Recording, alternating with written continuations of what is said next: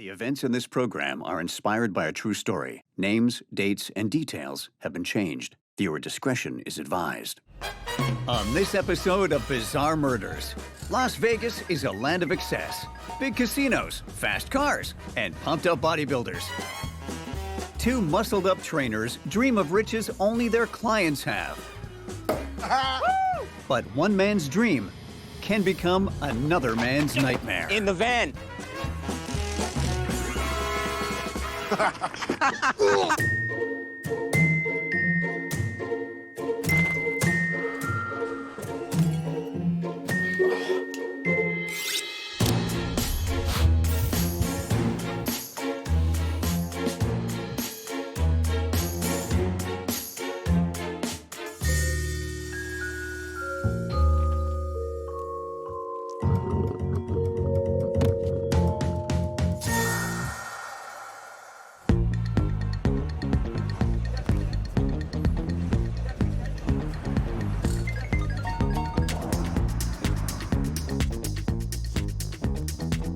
Keep going. You got it. Champions train, losers complain. Keep going. Big Guns Gym is where you go for jacked-up trainers and tight spandex shorts. Good work. Good work, man. Good work. That's how we do it here. Biff is Big Gun's #1 trainer. He gets you ripped in no time at all. That was the first set. We got 2 more to go.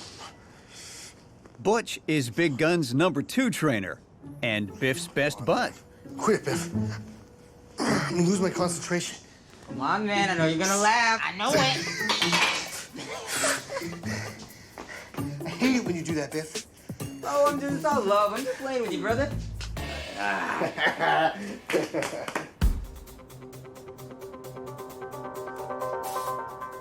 But Big Guns isn't just a gym with heavy weights and awesome trainers. With the right connections, you can get your hands on illegal steroids and other narcotics. Okay, wow. So here we've got 2 rocket scientists with all the muscles and spandex to prove it, and they have no problem taking illegal steroids in front of a crowded gym.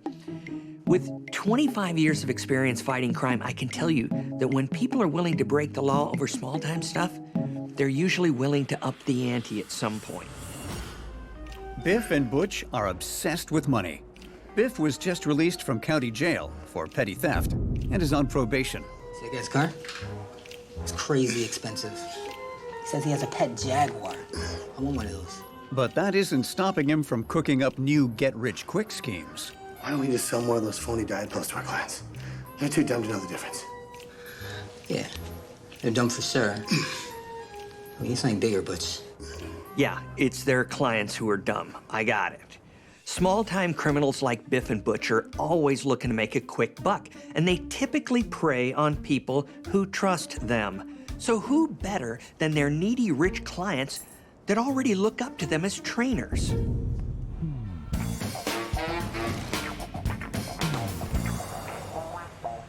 Biff takes on a new client, Jasper, who's made a ton of money developing gambling websites. Keep going, Jasper. Champions train, losers complain. With these new apps, ladies are gonna be all over me. That's my man, big money. Oh, big money is right. You have no idea how much. How much are we talking? More than you can imagine. Jasper lets Biff in on a little secret. He's made a lot of his money selling illegal spyware that he hawks on the black market.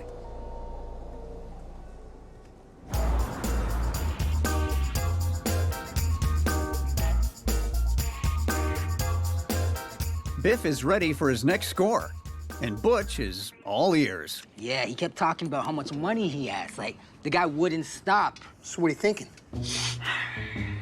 I'm thinking we take this guy to the cleaners. You want to wash Jasper's clothes? No, you idiots.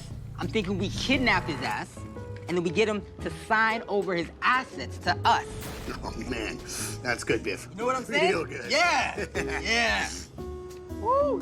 So these 2 meatheads think it's a good idea to kidnap Jasper, a successful entrepreneur with a family. Sure, pawning fake diet pills to clients is one thing, but kidnapping is another. And then what? What? You gonna extort him for his money? You got a plan for that, guys? I doubt it. It doesn't take a genius to figure out that this isn't going to end well for anyone involved.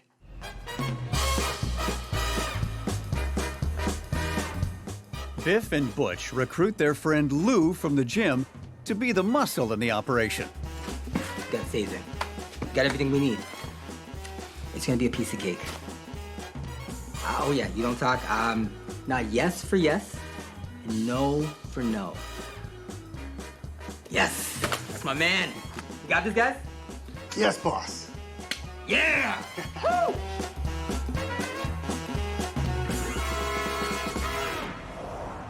The Muscle Gang put their snatch and grab operation into motion. The plan is to kidnap Jasper once he exits the gym and heads to his car. Forgot the ski mask.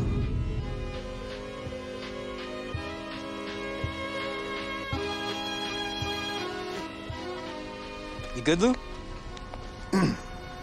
We got this.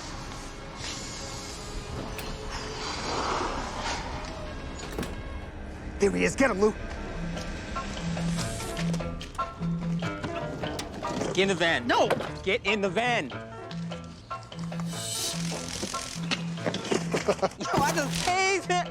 Oh! I'm sorry. Being zapped with 120,000 volts from a taser hurts real bad. Poor Jasper. This is amateur hour with these goons. They are obviously totally out of their element. Butch, we gotta go. I'm trying, but my hands keep shaking because you tased me. I'm sorry I tased you, but we gotta go now. How do they plan to actually get Jasper to release his assets? My guess is that it involves something a lot more ugly and illegal than phony diet pills.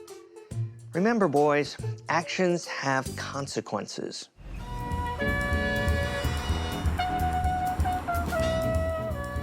The Muscle Gang are holding Jasper captive in a rented back room of a warehouse. The plan? To get him to release his financial information so they can steal his money. The problem? He won't play ball. This is way harder than you said. Don't worry, I got this.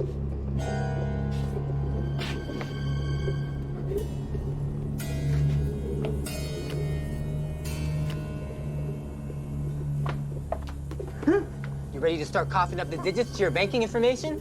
No. Okay.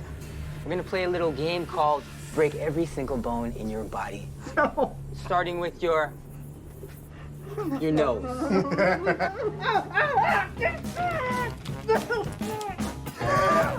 Nose! You better start talking, or we're gonna break your ear bones next. Yes! We can do this all day. You better start talking. Biff is used to motivating people as a personal trainer, but now he's playing at torture, which is something entirely more demented. If you make someone suffer long enough, they'll tell you that Santa Claus is real. Extracting information is a very specialized skill that requires patience, psychology, and intelligent reasoning. Those are all things that these boneheads don't have.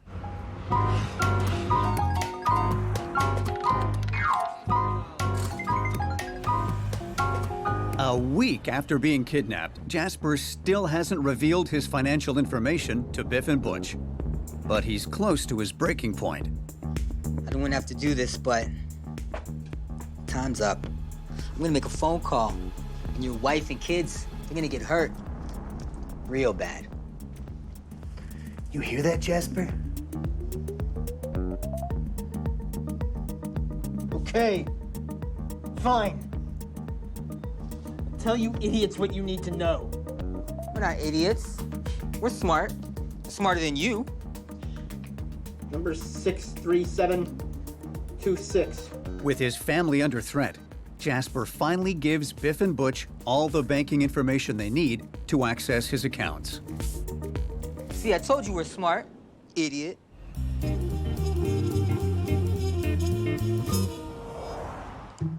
I just tell them the account number and the password. We get the money. They send the money over? Like, in a truck? I don't know. Hi, National Bank? Would you like to get some money? Yes, please. Yeah, that's me. And with a simple phone call, Biff and Butch drain Jasper's bank account. Can we get it in hundreds? Get 20s. 20s. Hundreds and 20s. Ones, make a range. And ones. Yes.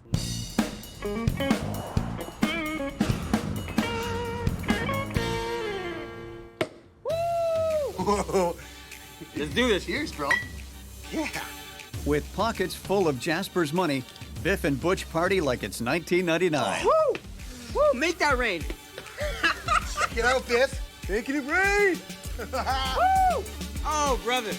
Oh.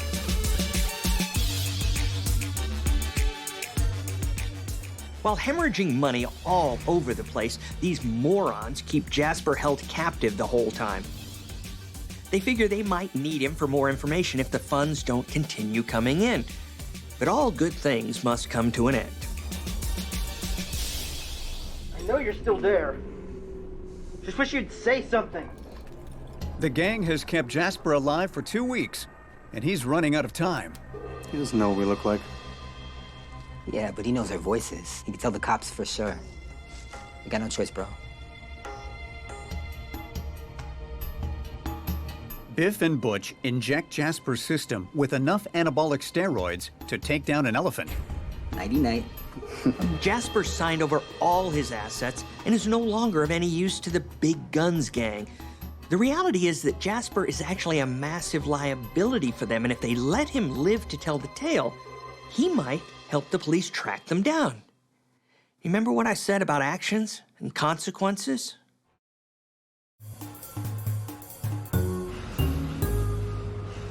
I didn't like that steak last night. You think it'd be a little bit more salty for $100? Once fully injected and dead, Biff and Butch dispose of Jasper's body in a nearby dumpster. Yeah. Maybe next time we get the $200 steak. Probably more salty.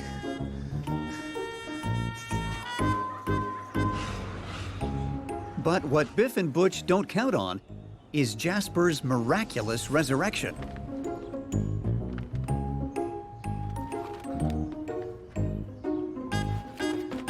Help me! I don't know. But if it was me, I might have actually checked Jasper's pulse before I declared him dead and walked away. But then again, I'm not a raging roidhead with the IQ of a dumbbell. Tell me what happened. It was my trainer, Biff, from the gym, and his stupid sidekick, Butch. I recognize their voices. Nobody talks as dumb as those two. Bag over my head the entire time. They started pulling my toenails out. Jasper tells police his tale, but it's so outrageous, and with his sketchy background, they file his complaint and tell him they'll get to it when they can.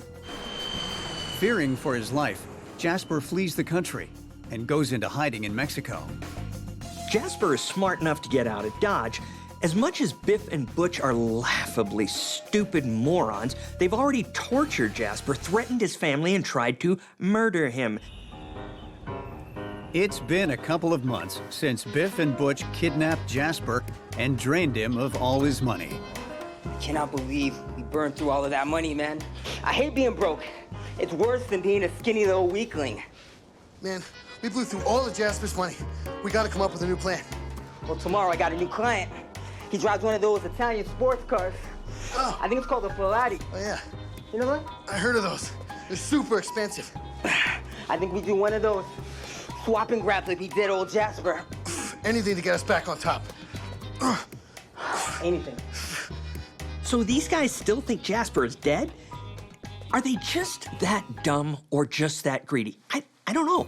Maybe it's a bit of both, but come on, they should be counting their lucky stars that the cops aren't already on to them.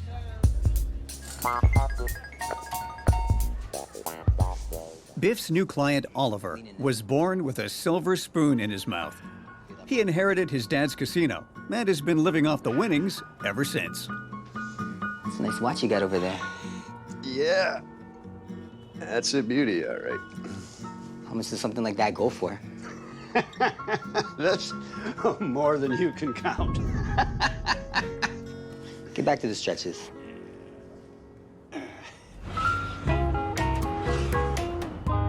Biff and Butch convince Oliver to come over for a business dinner.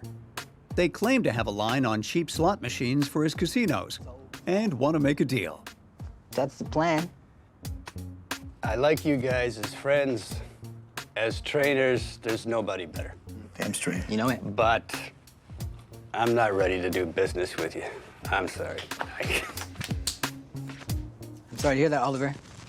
We're about to do business with you.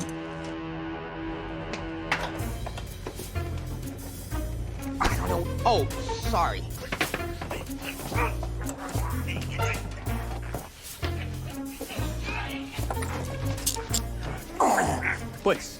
Let's let him go, bitch. Butch, you've had enough.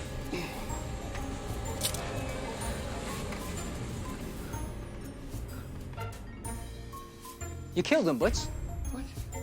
No, man. Oh, wait. No, you killed him. Instead of draining Oliver's bank accounts as planned, the Muscle Gang now have no choice but to get rid of his body.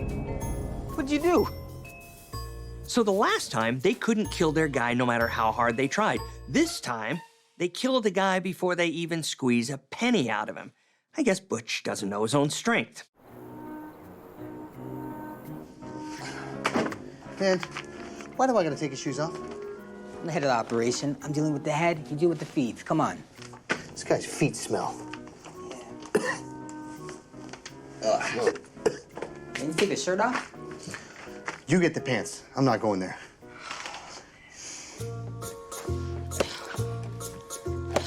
Why are you using the hammer? I don't know. Grab the axe, would you?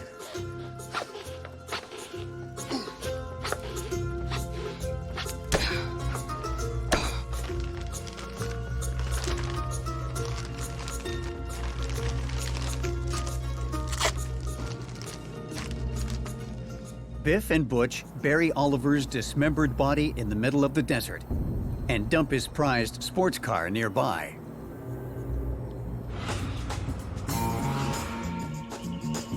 Oliver's housekeeper informs the police that Oliver has been missing for a week, but he left his passport and dog Jackpot at home. He never really leaves his dog Jackpot alone. With no evidence of foul play or a crime having been committed, there's nothing the cops can do. When Oliver's sports car is found abandoned and him nowhere in sight, police officially open a missing persons case into his disappearance. Detective Kern contacts Oliver's neighbor, who claims to have met two big muscled men at Oliver's house the last time he was seen alive. Biff and Butch. Big Guns Jim? Got it. Hey, Biff. Yeah. What do you think lifting heavy weight? Screaming or no screaming? You'd have that power roar. I think it helps, man. Yeah, and of course, just like venom. Biff and Butch's plan is to lay low for a bit and scan the news for anything about Oliver. Once the coast is clear, they'll return to their normal lives. It sucks working out here. Yeah, I know. Still nothing about Oliver, though. Stupid cops have no idea. I told you, man. No brain. Yeah? You're always one step ahead, Biff. I know.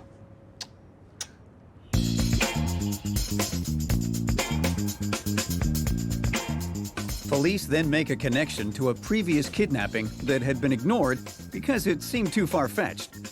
In that case, the person being kidnapped claimed it was by two dumb bodybuilders with the names Biff and Butch. Hello? This is one of those light bulb moments you live for as an investigator. Connecting the dots is what it's all about. So Biff and Butch are now the prime suspects in this case. Maybe the police won't treat Jasper like some whack job and take his story a little more seriously now.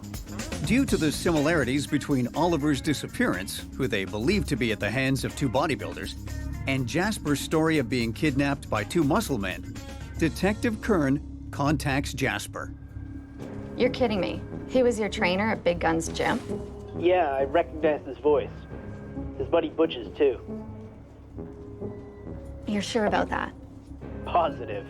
No one's as dumb as those two. Unreal. Police identify the same pattern: kidnapping a wealthy man that was Biff's client at Big Gun's gym with the goal of extorting money from him. Based on Jasper's written statement, the police obtain a warrant to search Biff and Butch's apartment. It's a blank piece of paper. Turn it around.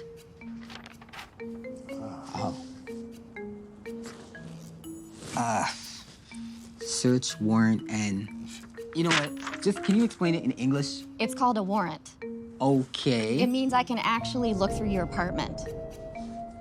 Well, who gave it to you? A judge. So that means it's legal. Yes, it's legal. So we got no choice. That's what I've been trying to tell you for the last 10 minutes. Okay. Is that new? That? Yes. No. No. That, it was a couple of weeks ago, but Not brand new. New-ish. technically no. Yeah. If you say so. You're going into the kitchen. Do you want something to drink? Water, workout drinks, Protein, banana, chocolate, whatever. multivitamins? Mm-hmm. Gummies, pill form, chewable, whatever. Gummies and- Gummies, chewable. No. You know what? That's just my gym bag. You don't even have. You can just leave it. Smells bad. I haven't washed it in a week. That's some nasty stuff. Probably even longer. Yeah. You know what? I don't even think that's my bag. Is that yours, Butch? That's not mine. It's not mine. I don't suppose you know anything about this either? You know what? I think we took the wrong bag at the Yeah. gym. That's It probably happens. what that There's is. a lot of people there. I don't even know how that bag got in here. Probably a mix-up. I think there was a mix-up at the Probably gym. grabbed the You wrong- remember that guy who He has the same gym bag. did? He had Worked the out right same- beside us. Yeah. This happens. I've done it like twice this year. Just keep talking, boys. Should we call the police, maybe? Or wallets. What you got there? That's interesting. This is strange. Yeah, I don't know what that guy was up I to. think this is a mystery. We should call a lawyer. We can do that legally, do right? that. We can call a lawyer. I know that if I were gonna kidnap and torture someone, I'd definitely leave all the evidence in my gym bag, in my apartment. I'd also make sure that I kept my dead victims' bloody clothes and their photo ID, just for safekeeping. I honestly don't know that I've seen a case with dumber guys than this. This is really necessary. Yes, it is really necessary. Turn around, gentlemen. Biff and Butch are arrested for the kidnapping and extortion of Jasper and for the murder of Oliver.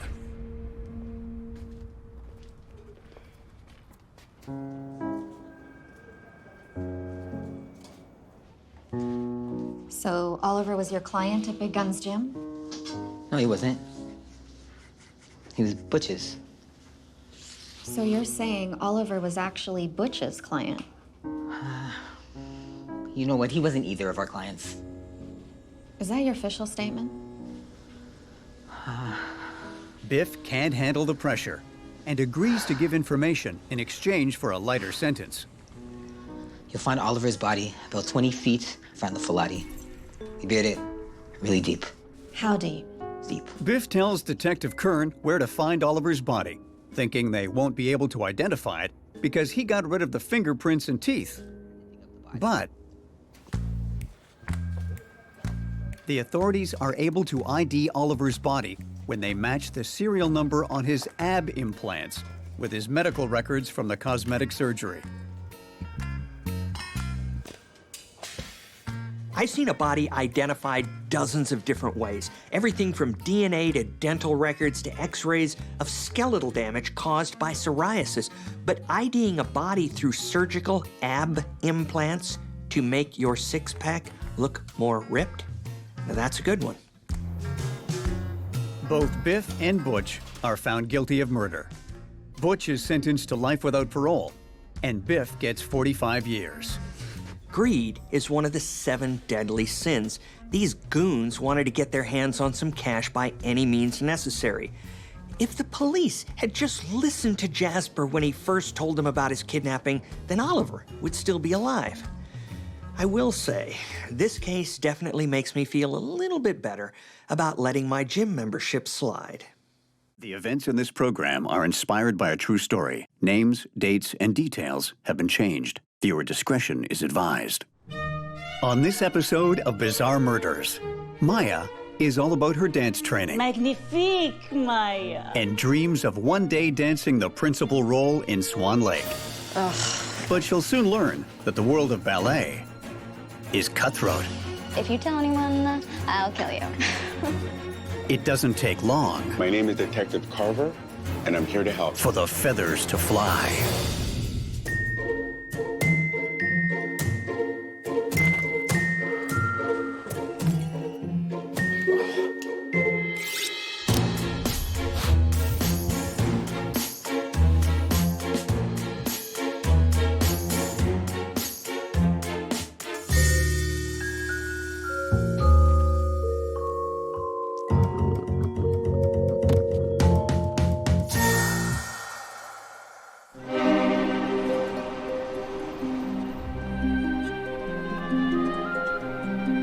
All Maya has ever dreamed of is dancing the lead in Swan Lake. And lucky for her, she's got the talent and look to make that dream come true. She's already the top student in the professional training program at Best Foot Forward Dance Studio, the best ballet academy in New York City.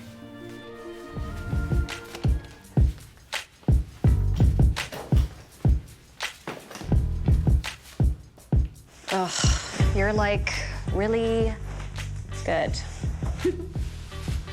Oh, what? You agree? You think you're really good? Don't hate, appreciate. Barf. Maya's entire life revolves around the studio. Her friends are there, and even her boyfriend, Nicholas, a fellow dancer.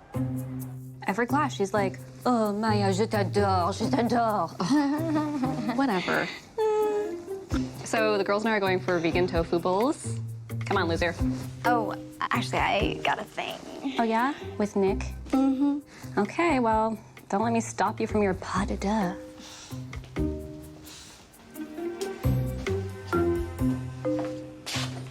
Gwendolyn, Cafe Noir.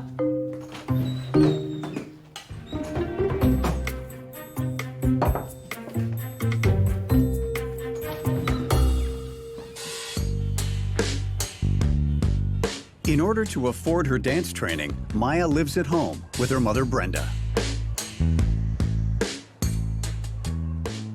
Hi, Maya, honey. It's Mom. Are you at the bus station? Do you need a ride? Do you need a pickup? Is Nicholas driving you home? Give me a call and let me know what's going on, okay? Love you.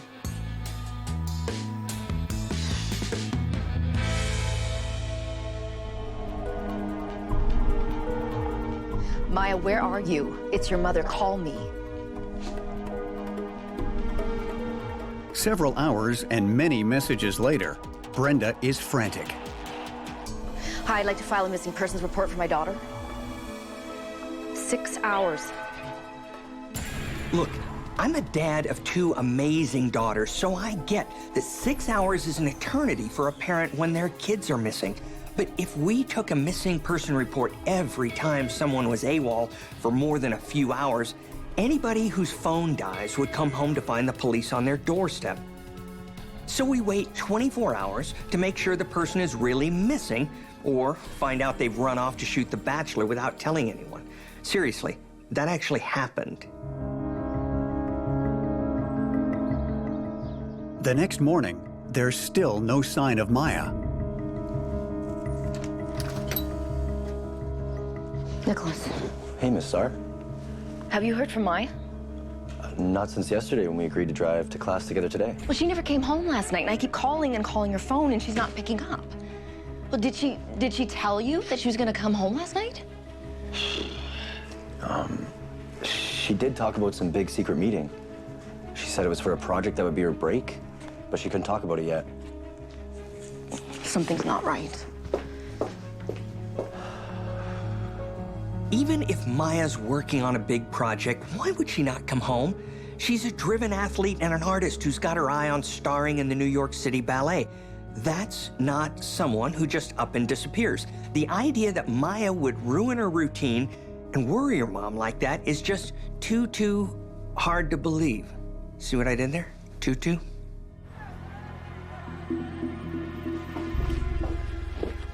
Gwen, I need to talk to my daughter. Is she here? She's not here. She didn't come to class today. She skipped class? Gwendolyn, I'm finished. Sell it to free. Maya was talking to Teresa yesterday. Maybe that would help. Vite, Gwendolyn, vite! Brenda knows there's no way Maya would willingly miss a dance class. Teresa, do you know where Maya is? How should I know? I mean, I tried to get her to hang out with me yesterday, but she just wanted to, like, Netflix and chill with Nicholas. Which was weird, because when I left, she was just at the bus stop talking to some girl. A girl? Who?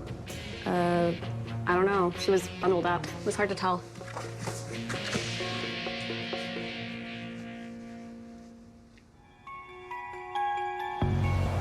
It's now been almost 24 hours since Maya dropped off the earth, and now there's a mysterious woman in the mix. With my years of experience at the FBI, I can tell you that as each hour ticks by, the chances of finding someone alive drop. But at this point, we know Maya's either run away and doesn't want to be found, or she's danced her swan song, and not on the stage. As soon as 24 hours have passed, Brenda rushes down to the police station to file a missing persons report for Maya. No one's seen her, no one's heard from her. This isn't like her, and I'm beyond worried. What was your daughter wearing? She had a pink sweater, blue ripped jeans, black and white jacket. And I think she had her white sneakers on.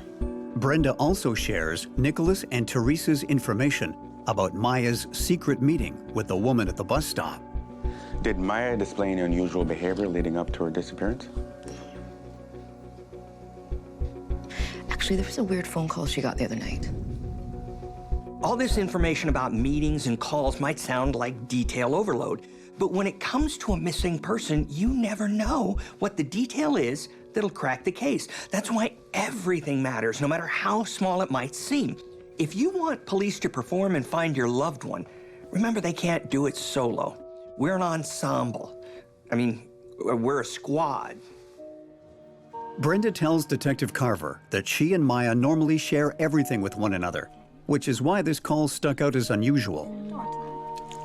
But which season is this? I think it's season 5. Hello? Yeah, she's like right here. Yeah. Can I call you back? What was that about? Nothing. Teresa just had a dance question. I should have made her tell me what was going on, but I didn't want to be an overbearing mom, you know? I find a lot of parents want to be their kid's best friend and not pry into their personal lives. Believe me, I get it. But it's important that that not get in the way of checking up on their safety. If something feels wrong, ask about it, even if that means you get some Heather Chandler attitude pointed your way. What, you think I haven't seen Heather's? I'm the one who got my daughters into it. Do you know Gwen? Yeah, of course. She's the receptionist at my daughter's dance school. We've known her for years. Detective Carver has traced the call Brenda reported to Gwen's cell phone. No. Nicholas, on the rhythm, please, huh? 1, 2, 3, 4. 1, 2, 3, 4. Again. Ready. And 5, 6, 7, 8. For years, Gwen and Maya danced together in the children's program. When they auditioned for the professional training program, though, Maya was accepted, going on to excel, while Gwen was rejected. In order to continue on with the school, Gwen took a job as a receptionist. magnifique, Maya. Oh, your radiance is blinding. Gwendolyn, watch Maya's phone. If she does like her, perhaps you can be in the training program too, instead of sulking at your desk eating fries all day, huh? Mwah, mwah. Wait. Petronella, the former prima ballerina and the head of the school, is Gwen's mother. Now that's a twist even I wasn't expecting. Probably because Petronella treats her daughter like a cross between a servant and a pet. No wonder Gwen is caught up in this world of dance. Excelling at it is the only way to win her mother's approval. But it's too bad it's the only path Gwen sees, because her real talent seems to be in art. Life is hard when your desires or your mom's desires for you and your talents don't line up. I was lucky in that way. I have no talents, so I didn't have anything to worry about. Reverence. Thank you, ladies. Nicholas. Gwendolyn, stop lurking about. Get back to your desk. Yes, Mother.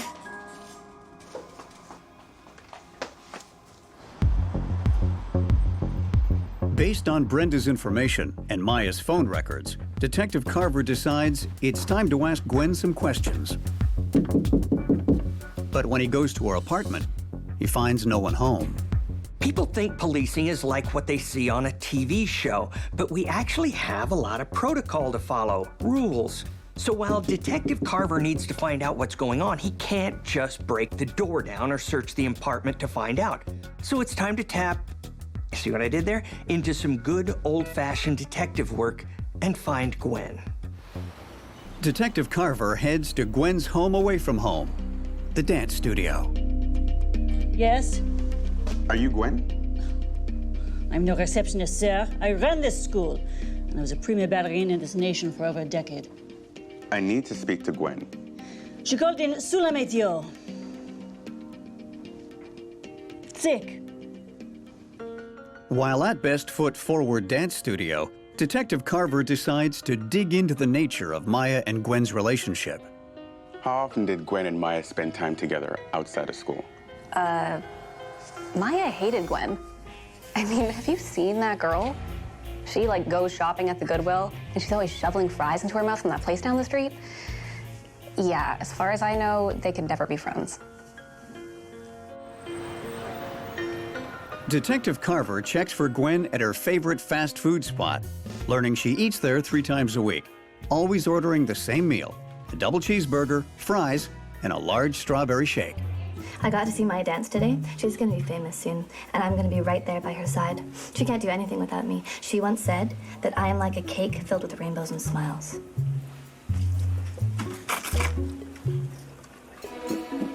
As far as the employees at the fast food restaurant are concerned, Gwen and Maya are best friends. That's odd. Why do Maya's friends think she doesn't care about Gwen at all, and the staff here think they're BFFs? Someone's lying, and that tells me there's more to this dynamic than meets the eye.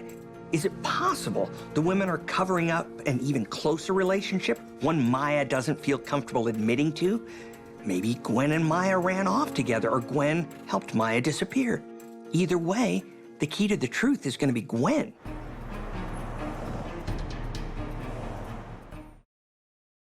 Detective Carver returns to Gwen's building, but once again, she doesn't answer the door. This time, he gets her keys from the superintendent. Gwen?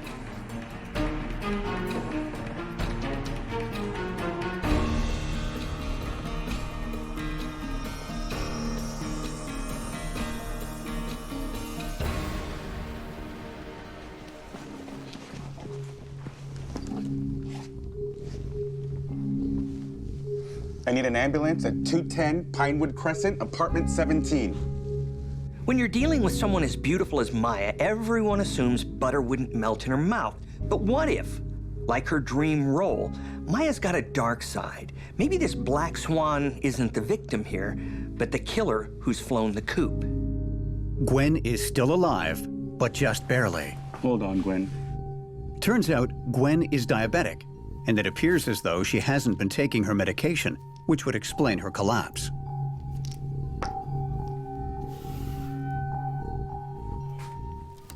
Detective Carver also discovers a journal filled with all of Gwen's thoughts and sketches.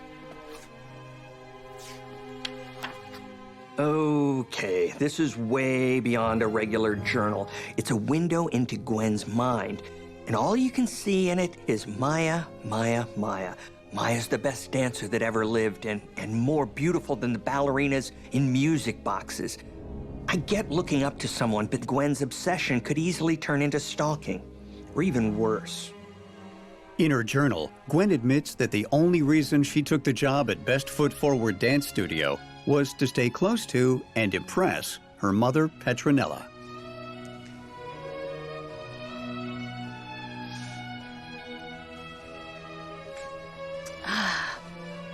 Oui, oui, Maya. Très bien. You are like the daughter I never had. As Maya became the top student in the professional training program, she also became #1 in Petronella's heart. It's no wonder Gwen set her sights on Maya. Petronella all but said that she'd love her daughter more if she looked like Maya, danced like Maya, made friends like Maya. Gwen feels like if she could just get close to Maya, she could get all the things that Maya had, including Petronella's love and respect. Gwen did everything she could to wedge her way into the rising star's life. Why would she even say that like that, you know? Like, it's so stupid. Anyway. Come on. I'm so excited for tonight. It's gonna be so great. Oh my God. Why are you in my shadow? I swear, I could punch you in the face and you'd think it was awesome. So I actually shouldn't. I just, yeah.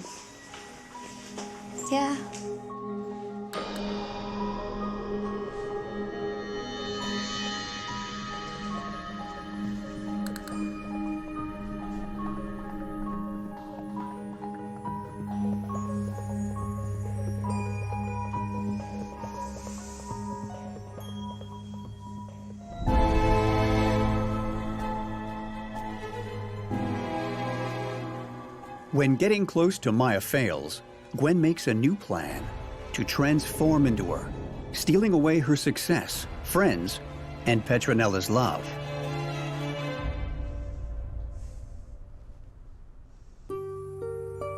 Gwen may be focused on getting what Maya has, but I think there's another layer going on here.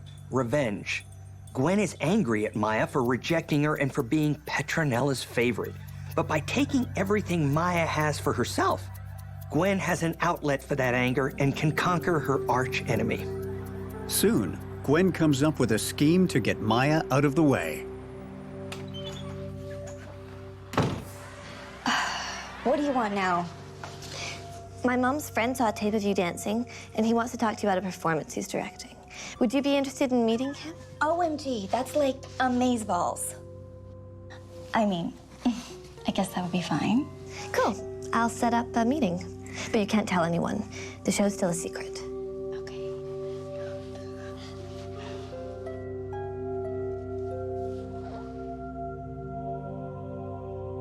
The next day, Gwen and Maya bus back to Gwen's apartment for the secret meeting.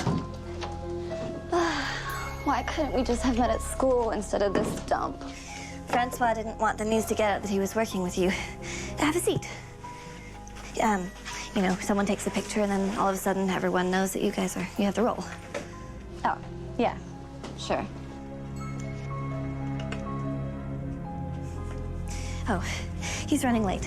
Would you like some food? I have some lasagna left over. No, I shouldn't. Come on. You should celebrate. Okay, fine, but if you tell anyone, I'll kill you.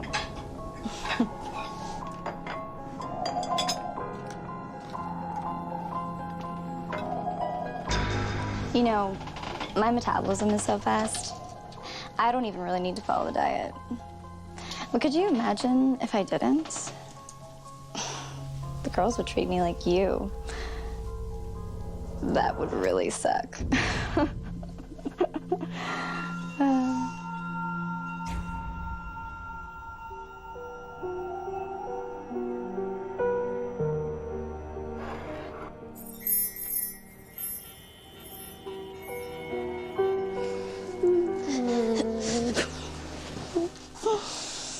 You know, if you cut your hair, you would totally look like a British dude.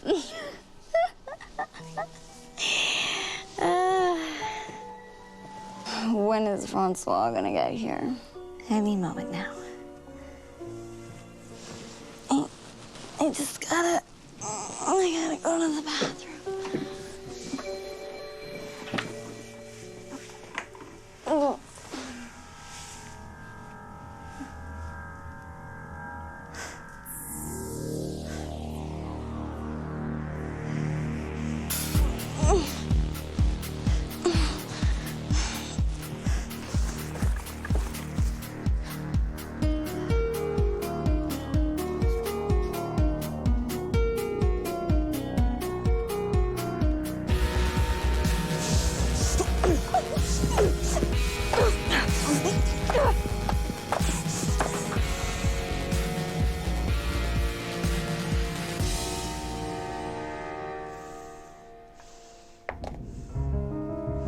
I've heard that point shoes are murder, but I always thought that was on the feet. It's not over until the fat lady sings, right? That's opera.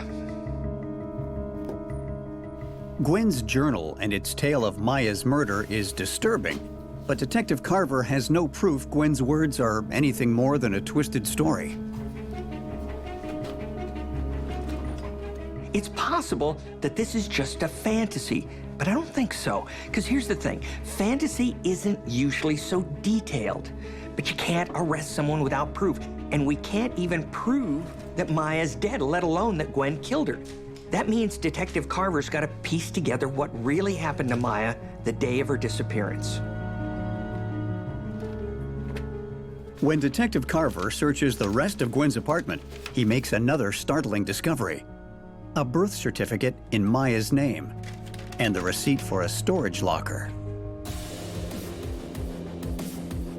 Maybe the underlying ideas in Gwen's journal are true, but she decided to hold Maya hostage in a storage locker instead of killing her. I hope that's the case, but no matter what happened, I'm certain the key to discovering the truth about Maya's disappearance is in that locker.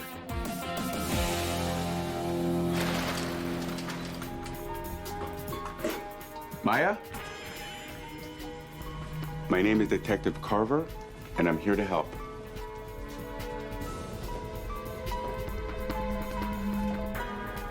Gwen's obsession is even deeper than we thought. I mean, think how long she spent putting all this together. When you got someone who's that absorbed, it's only a matter of time before someone ends up behind bars, dead, or both.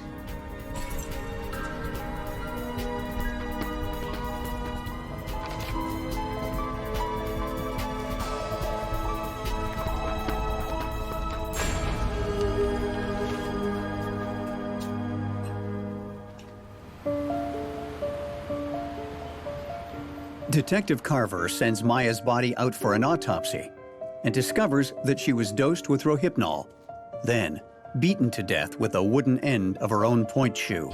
Now we've got a body, a murder weapon, and a motive, all of which paint a pretty clear picture of our resident artist, Gwen, as Maya's killer.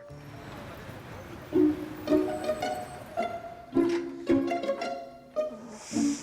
just can't eat right now. Just my girl. As soon as Gwen regains consciousness, Detective Carver is right there to confront her with his findings. Oh, Detective Carver, how nice to see you. Comment pouvons-nous vous aider? I'm going to ask you some questions, and I need you to be 100% truthful. Do you know Maya, Gwen? Yeah, we're best friends. We found your journal, and it tells a completely different story.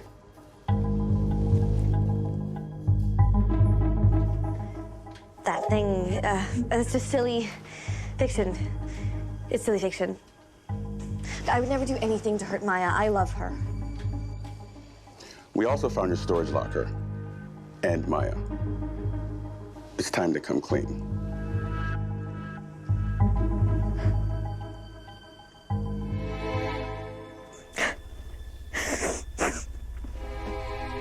She deserved it. Everything just gets handed to her. She's not worth any of that. She never had to work for anything in her life. I worked for everything all the time. And you didn't love me anyway. And he hit her with a shoe. Faced with the truth of what she's done, So awful. Gwen confesses. She tells Detective Carver that Maya was a mean girl. Oh my God, why are you in my shadow? I swear, I could punch you in the face and you'd think it was awesome. So Gwen decided to recast herself as the lead. But before she could step into her role, Gwen had to eliminate the original Maya.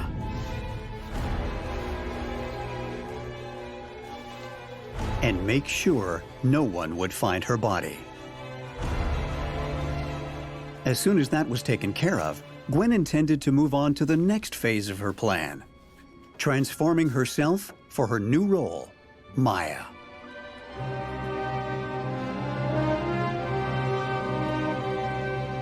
She ordered a birth certificate for her new identity and planned to run away to the other side of the country. There, she'd have a series of plastic surgeries before pirouetting into the limelight, winning fame, success, and love as Maya 2.0. It doesn't take an expert to realize that Gwen is very disturbed. Maya may have wanted to dance the lead in Swan Lake, but Gwen took the story and made it her reality, transforming from shy girl to black swan. But she didn't realize that you just can't decide who you want to be. Trust me, I know. Because if I could, I'd be young Clint Eastwood right now. Gwen pleads guilty to Maya's murder and is sentenced to life in prison. I always say that you never know what people are thinking, and this is the perfect example of that. Gwen seemed like the quiet girl who would never hurt a fly. But underneath that, you had a stalker who would go to any extreme to get what she thinks she deserves, a perfect life and her mother's adoration. And that's why, dancer or not, when it comes to other people, you gotta stay on your toes. The events in this program are inspired by a true story. Names, dates, and details have been changed. Viewer discretion is advised. On this episode of Bizarre Murders, when nerdy Ned gets dumped, he hightails it back to his hometown. Look, it's a belly button ring! And licks his wounds with Singapore slings and strippers. I think it's time we call it. Let's call it a good time! But when Ned gets cozy with the hottest dancer in the club, Hell no. trouble comes knocking. Bingo. Leading detectives to a body rotting in the parking lot of the local casino. Oh, jeez. Oh, wow.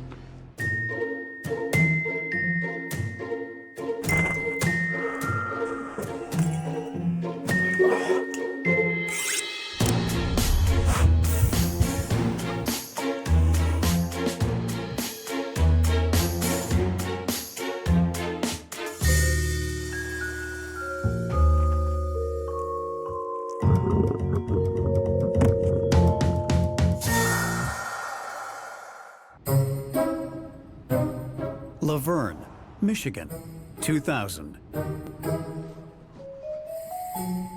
In a small town outside of Detroit, an employee of the casino and lounge, Michigan Casinos, notices a strange smell coming from the parking lot. Oh, gee whiz, that's right. Jerry, a longtime employee of the casino, tracks the scent to a fancy sports car. Unable to open the trunk, he calls the Laverne Sheriff's Department.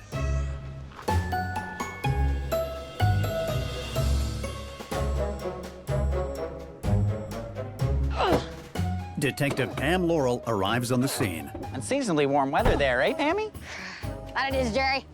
And attempts to jimmy open the lock. Thinking it might be a deer or something, seeing it's the end of deer season. Oh, jeez. Oh, wow. But instead of a rotting deer carcass, Detective Laurel finds a body. And it's human. Doesn't smell too nice there, does it? The body has begun to decompose, and the face has been bludgeoned beyond recognition. It's the middle of winter in the northeastern United States, so the killer probably thought the body would stay frozen, at least for another month or two, till they could figure out what to do with it. But if the weatherman can't predict the weather with certainty, a careless killer can't either. Alrighty. And a decaying corpse rotting away in a small, hot space. Oh, wow. Can be a dead giveaway that there's a new murder in town.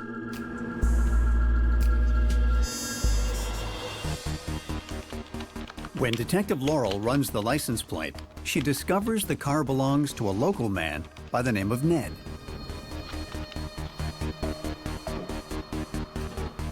Ned is a socially awkward computer nerd who desperately wants to party with the cool kids.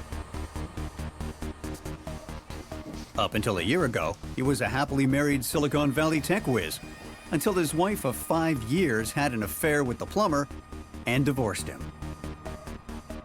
Her wealthy family paid him loads of cash to get out of town. He returned to his childhood home, wealthy but emotionally distraught. Excuse me. Hi. Back home, Ned wallows in self-pity, trying to console himself with liquor and beautiful women. Now, what's your name? It's human nature to want to console yourself after you get dumped. I get it. You pick your poison, indulge a little, then get back on your feet. But when you hit rock bottom and stay there, you tend to make some pretty bad decisions. And those decisions can come back to haunt you in ways you never dreamed of. Unable to track Ned after finding a dead body in the trunk of his car, Pam? Lauren, it's been a while. Yeah, I'd say close to senior prom. Detective Laurel brings his brother in for questioning. How's Cheryl? She's good. How's Wayne? Good. Lorne is the local pastor We're looking for Ned. and is well known for his good deeds in the community. You know, after the divorce, Cheryl and I, we opened our hearts and our homes to Ned. Then he started hanging out with that rough crowd, you know. So Cheryl and I said, you gotta go. Lorne admits that Ned has been going on benders since he returned home. And it's not uncommon for him to lose touch with his family for days or even weeks. I hate to break it to you, Lauren, but we found a rotten body in the back of Ned's trunk. Oh, did you now? Yep. So, do you think he's capable of murder? Detective Laurel is looking at two possibilities right now. Ned's either on a bender and has no idea where his car is, much less who's in his trunk, or he's gotten mixed up with some bad folks who've gotten him into a, shall we say, compromising position. Detective Laurel shows Lorne a belly button ring found on the body in the trunk. Oh, Jesus, Mary, and Joseph. This is Ned's. Huh. Well, where'd you find this? I can't say. So Lauren's basically identified the body. Sure, we still need an autopsy to confirm, but 9 out of 10 times, if the belly button ring fits, see where I'm going? So now Detective Laurel has to figure out who would want to kill this geeky nouveau riche wannabe. According to Lorne, Ned continued to party into the wee hours of the morning, Lorne! while Lorne continued to rescue him. Awesome! What are you doing here? You called me, Ned. All right. Oh, look, it's a belly button ring. Jeez, Ned. I think it's time we call it. Let's call it a good time. Jesus. Get it? A good time.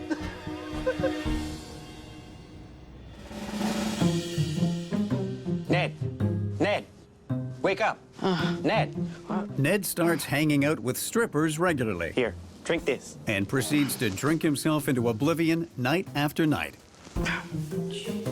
Hoping to save his brother from eternal damnation, Lorne formulates a plan to get Ned into rehab and clean up his act. What do you say we go down to Florida, just the two of us? Soak up some sun. Lorne has been in touch with a rehab facility just outside of Disneyland and is hoping once they arrive, he can persuade Ned to check himself in. Just us brothers, living at large. Yeah, maybe we can check out some clubs on the way. Sure. All right. I'll book it. Great. Well, let's have a drink to celebrate.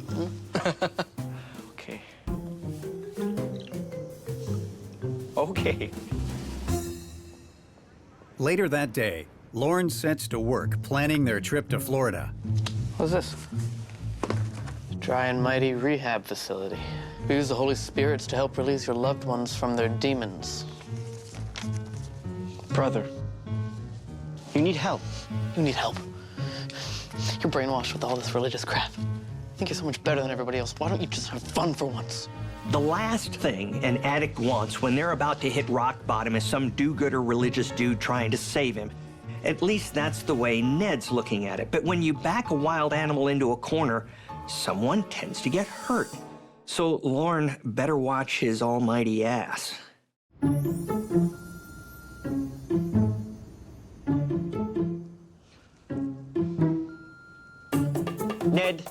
It's Lauren. Call me. I said I was sorry. Lauren tries for the next couple of days to get in touch with Ned, but Ned refuses to take his calls.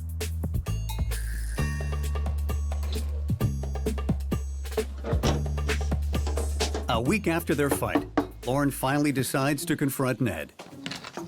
But when he knocks on the door, Da? an unknown woman answers. Is Ned home?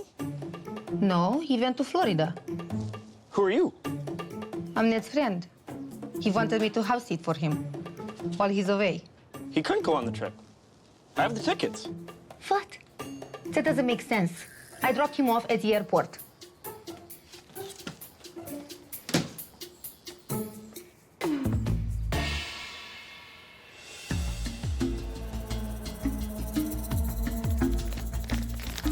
Now officially investigating a homicide, Detective Laurel searches Ned's house. Would you look at that? She finds a small trace of blood on a cat statue. Bingo. Luminol reveals pools of blood that have been hastily cleaned up. With that amount of blood at the scene of the crime, Detective Laurel knows that Ned was likely dead long before he made it into the trunk of his car. Now she's got to figure out who put him there and why. It also reveals a handprint. Finding a handprint at a murder scene is like winning big at the roulette table. It is a good high. The killers essentially left a calling card, but Ned was hanging out with the underbelly of society in the form of drug dealers and strippers. So tracking down the perp is like looking for a belly button ring in a haystack. You know what I'm saying? So, forensic testing confirms the blood belongs to Ned. Detective Laurel brings Ned's mysterious new house sitter in for questioning. Her name is Karina. We believe that you're the last person to see him alive, so I wanted to bring you in for some fingerprints.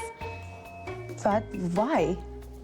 Well, it's just a standard procedure. I just want to rule you out. Okay, but you know I could never hurt Neddy. This little doohickey here is for the fingerprints.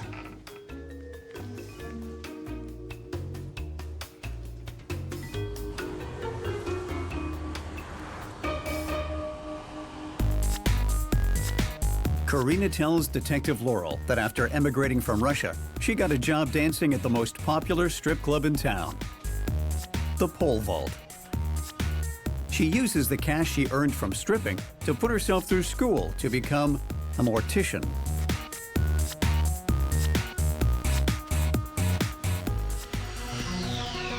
You've got beautiful hands. Realizing Ned isn't one of the usual meatheads on Perv Row, Karina feels sorry for him and shares a drink. You've got beautiful. You're beautiful. You got beautiful. Thankful for the attention, Ned buys her drinks all night. So tell me a little bit about yourself.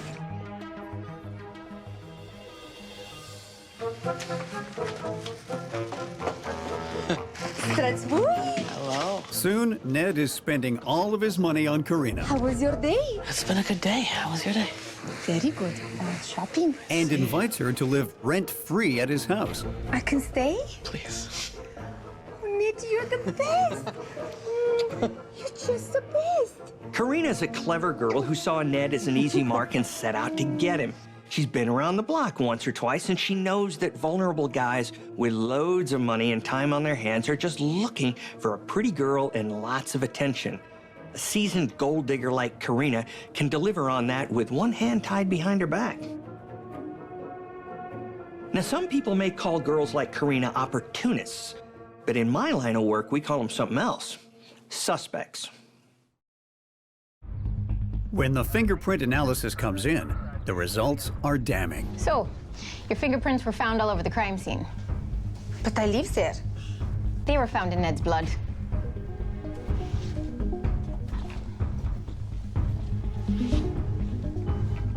Give me your hand.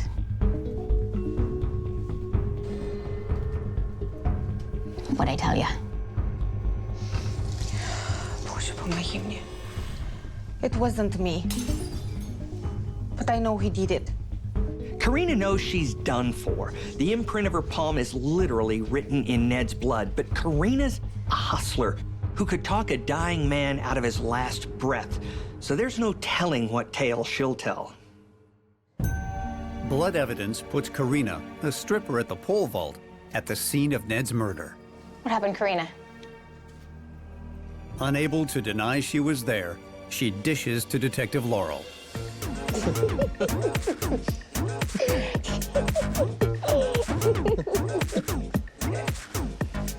You both Maya? This is my friend Vlad.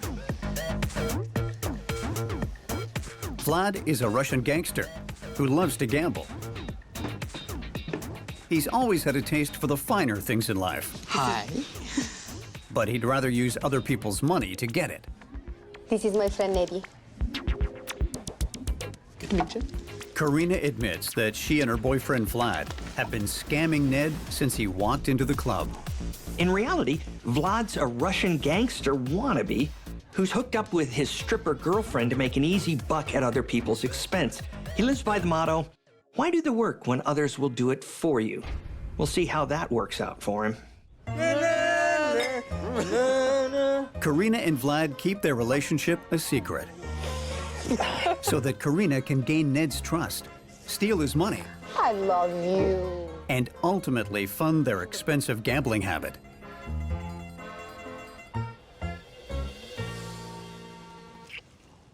Once they're alone, Karina puts their plan into action.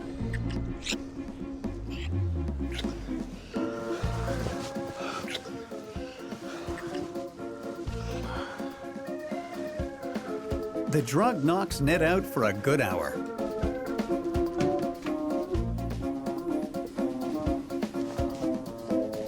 Vlad steals his bank card. Karina gives him Ned's PIN number, and he withdraws money from Ned's account, while Karina deletes the bank alerts from his inbox.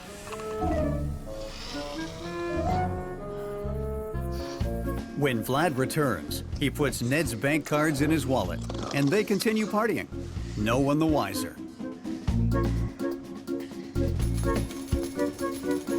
Place your bets. Karina and Vlad begin to rely on their gift horse, regularly knocking Ned out. And no more bets. Stealing his money and using it to fuel their gambling binges. Because Ned spends most of his waking hours drunk, he has no idea which end is up, much less how much money is left in his bank account. Whenever he looks at his balance, which is pretty much never at this point, he just assumes he's the one who made the withdrawals, which is exactly what Karina and Vlad want him to believe. Karina thinks they've got it made in the shade. Until... Lapuchka, what's wrong? I miss Lauren. I think I should go to rehab. But you don't have a problem. I'm thinking you might be right. And I think I should go.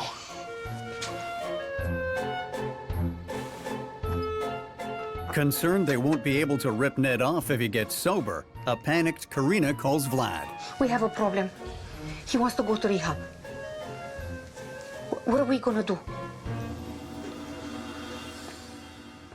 They decide to cash in one last time before Ned leaves for rehab. He fell asleep before I could drag him. We'll have to wait. What are we gonna do? Karina and Vlad have figured out a timeline that basically ensures they won't get caught. With the sleeping pill, they can guarantee Ned will be passed out for an hour, more than enough time to do the deed. But if Ned falls asleep on his own, that means he can wake up on his own, which messes up their foolproof plan. Talk to me. I'll deal with it. And by foolproof, I mean haphazard and designed by fools. Where is he? In his bedroom. But Vlad, unwilling to miss their final opportunity to scam Ned, No, no. goes full steam ahead. Nazipara. Stay here, Kochi.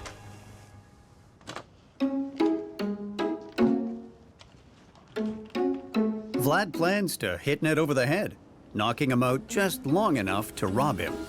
What are you doing? Come back here! No! No!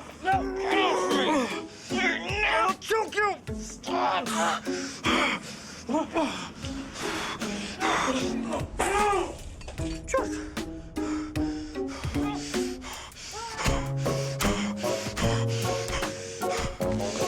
What happened? He woke up. So you killed him? So Vlad's brilliant plan of knocking Ned out for an hour pretty much went belly up. Now, instead of wondering where their next mark is coming from, they got to figure out how to get rid of a body. All you people out there who are thinking about this line of work, this is how dumb people become dumb killers. If you tell anyone, you're gonna be the next one.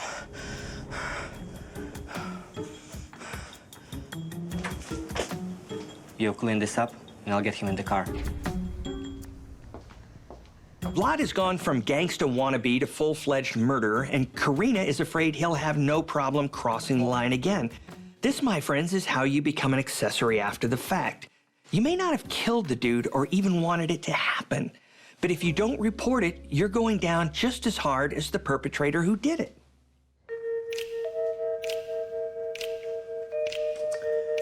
Sure. She's lying. I have nothing to do with Nerd dying. She gave him too many sleeping pills and he OD'd. Huh. In my experience, when you have two criminals looking down the barrel of a murder charge, you can usually count on them pointing the finger at each other. Call it self-preservation at all costs. So you're saying you had nothing to do with Ned's death? Конечно нет. Hell no. You're gonna stick with that story then? The autopsy report reveals that Ned died of blunt force trauma to the head, and there were no drugs found in his system. I'm done talking. Vlad looks like he just heard the words checkmate, but here's the problem. Detective Laurel's got two different stories from two unreliable witnesses. So what do you do when both of your suspects are pointing the finger at each other?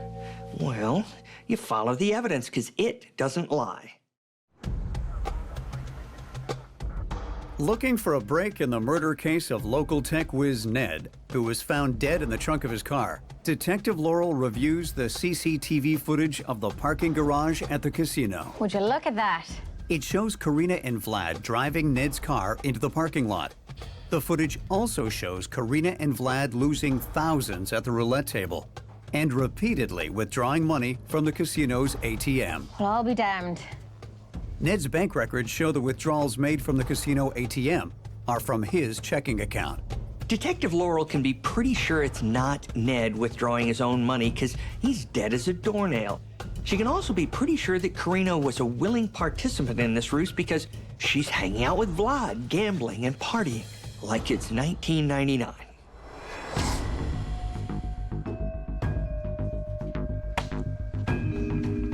So, what'd you think there, Karina? I had no choice. I only helped Vlad dispose the body. I swear on my life I did not kill him. After cleaning up Ned's blood and accidentally leaving her palm print on the floor, they sneak Ned's body out of the house. Hey, Ned. How you doing?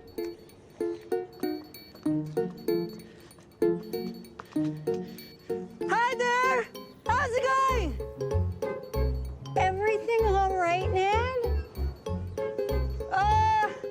Yeah, all good. We gotta go.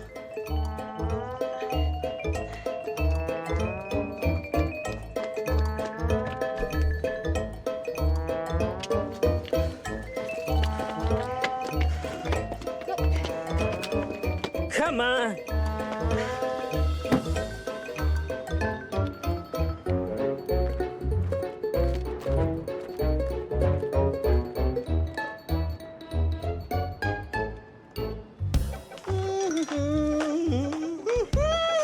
Karina and Vlad think Ned's body will stay frozen until they can figure out where to hide it permanently. More, honey. More. Just put more. In the meantime, they party hard. Well, unbeknownst to them, poor old Ned is decomposing in the trunk. Okay, more. Money. Unfortunately for these two winners, they didn't check the weather. So a sunny day in February turns out to be their downfall. Karma's a killer. Then you fish, you idiot. Руки для моих Заткнись! What are you talking? Shut up! You should give him more pills. It is all your fault. Stupid woman. Come on, go away. You are stupid. You stupid? You killed him with a bottle. Wake up! Karina and Vlad are both arrested. Vlad is sentenced to life in prison for murder, fraud, and robbery. Karina receives 25 years for accessory to murder, fraud, and robbery. Karina and Vlad gambled big time and lost. They thought they could get away with using Ned and his money for the foreseeable future, but when he threatened to get sober, they saw their money train coming to an abrupt halt, and they chose to keep it running at any cost. But by acting impulsively, they made a fatal mistake and crossed the line from common criminal to killer. They took the life of a lonely tech whiz whose only fault was drowning his sorrows to heal his broken heart. Karina and Vlad took advantage of the poor sap, but got busted by a bright, sunny day. There's a little bit of poetry in that, don't you think? The events in this program are inspired by a true story. Names, dates, and details have been changed. Viewer discretion is advised. On this episode of Bizarre Murders. Some of the cards are worth a lot of money. Like how much? When three young men suddenly leave town, No way. a friend is convinced something is terribly wrong. Gone. Disappeared. But there's no evidence of foul play and no reason for detectives to investigate until a regular beat cop starts asking questions. Well, feeling a bit sorry for ourselves, are we? And makes a chilling discovery. Will his determination to uncover the truth pay off? Or will someone get away with murder? Oh, no.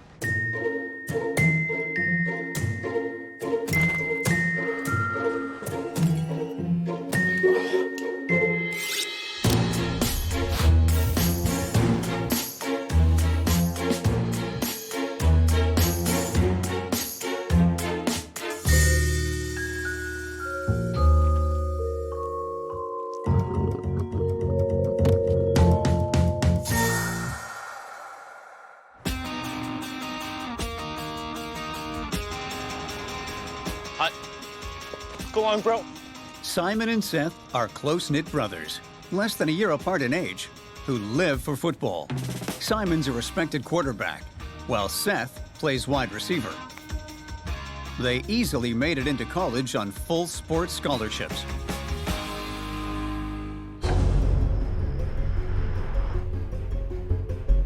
The brothers went to the same high school as Aiden, but they came from different social crowds. It's a lot easier to catch it than to toss it, I think. See that. But they did have some things in common. 1, 2, 3. Nice. I'd say that's a touchdown. Namely, smoking grass.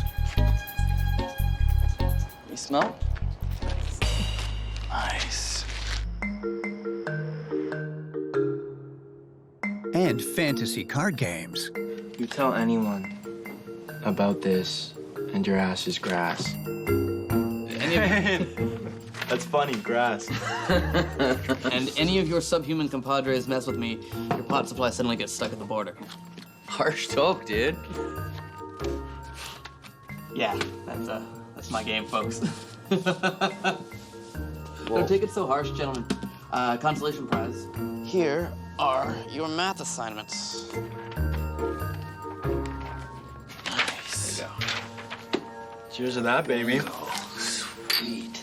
One more, folks? I know what you're thinking. Why would these guys be hanging out together? We all know high school is a pressure cooker full of competing cliques. Come to think of it, it's a lot like law enforcement. But that same environment can produce some surprising friendships. And when you got something in common, like gaming, Brains and Brawn can get along just fine.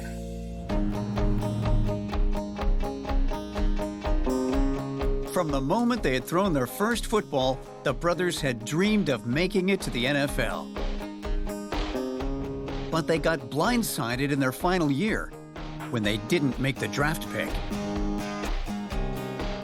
And now they've come back home, tails between their legs, to live with their mother, Michelle, and figure out what to do with their lives.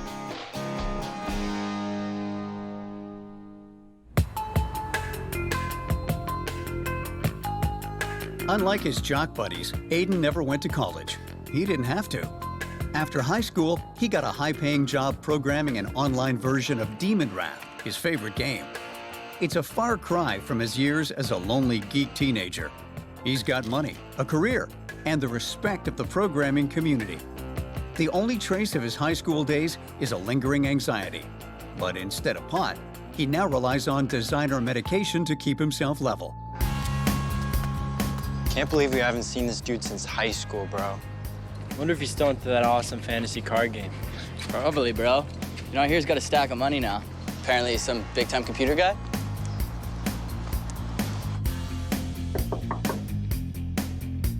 So what do you think? This is a really nice place. Thank you. Doing well for yourself, man. Oh, there's something you folks have to see. Do you remember this? Whoa, dude, blast from the past. See, bro, I knew it. The cool card game. So you still collect these Demon Wrath cards? Oh, yeah, I've got hundreds now. Some of them with a lot of money. Like how much? Thousands, my friend. So, ready to slay some demons? Totally. All right. Do you have anything to smoke, though? Are you serious? Nah, I gave that up a while ago.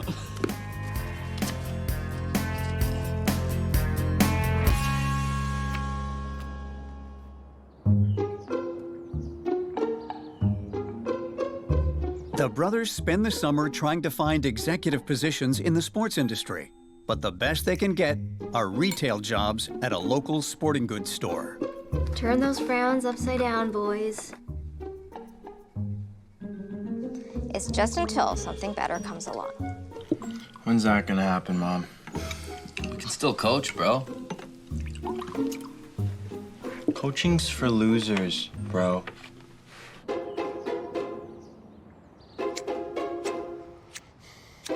No, this sucks, bro. We should be driving 4x4s by now. Yeah, you said it, bro. Well, well, well, if it isn't the football brothers. So this is what a college degree looks like, is it? No, sir. Feeling a bit sorry for ourselves, are we? No, sir, we were just... Listen, you boys listen to me. I played college ball, too. I didn't make it to the big time, either. But did I loiter around? No. I made something of myself. So just pull up your jock straps and make your mother proud. Yes, sir. Now scram. Yes, sir. Yes, sir. Next time I won't be so understanding. Officer O'Farrell is one of those cops who just loves to walk his beat. He grew up in this neck of the woods, and he's been patrolling it for decades. He never made detective because he never wanted to.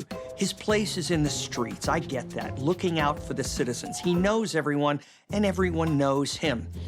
And don't let that lowly rank fool you. A good beat cop sees all and knows all. Okay, guys, let's take a break. I have something you guys have to see.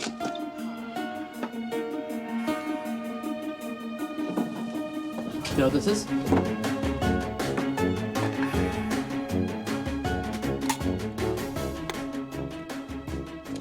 Gentlemen, I would like to introduce you to the Big Beast.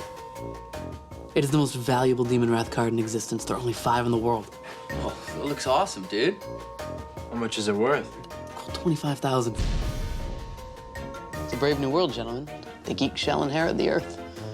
Oh, wait, we already have. For the brothers, it's shocking that someone with only a high school diploma could be making that much money. 25 large on a gaming card? It's pretty outrageous, isn't it? It makes the brothers think about just how much things have changed since high school. Those Friday night lights are a memory, and so far a college education hasn't gotten them anywhere close to the kind of cash their buddy Aiden is throwing around. It makes the brothers think pretty hard about their future prospects. I mean, they can't sell football cleats and shoulder pads forever. In their minds, they're playing on the losing team. Aiden's best friend is Bree. Hey. Hey. Like the brothers, she's just graduated college. She's opening her own comic book store in the neighborhood with a little help from Aiden's extensive collection. What's on your mind? I don't know. Just after seeing the brothers makes me think that some people peak in high school, that's it for them. I don't want to be one of those guys. And I think I'm gonna move downtown. I can afford it now. I can get out of the suburbs. Are you sure? It's a big step, and I miss you. I don't know, I'm thinking about it. I gotta go.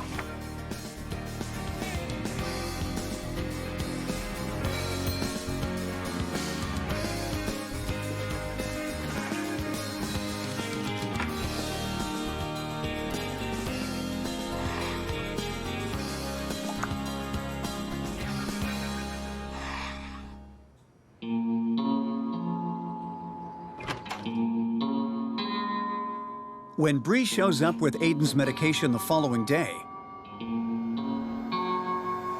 he isn't home. But the door is open, and it looks like he left in a hurry. What the hell? No way.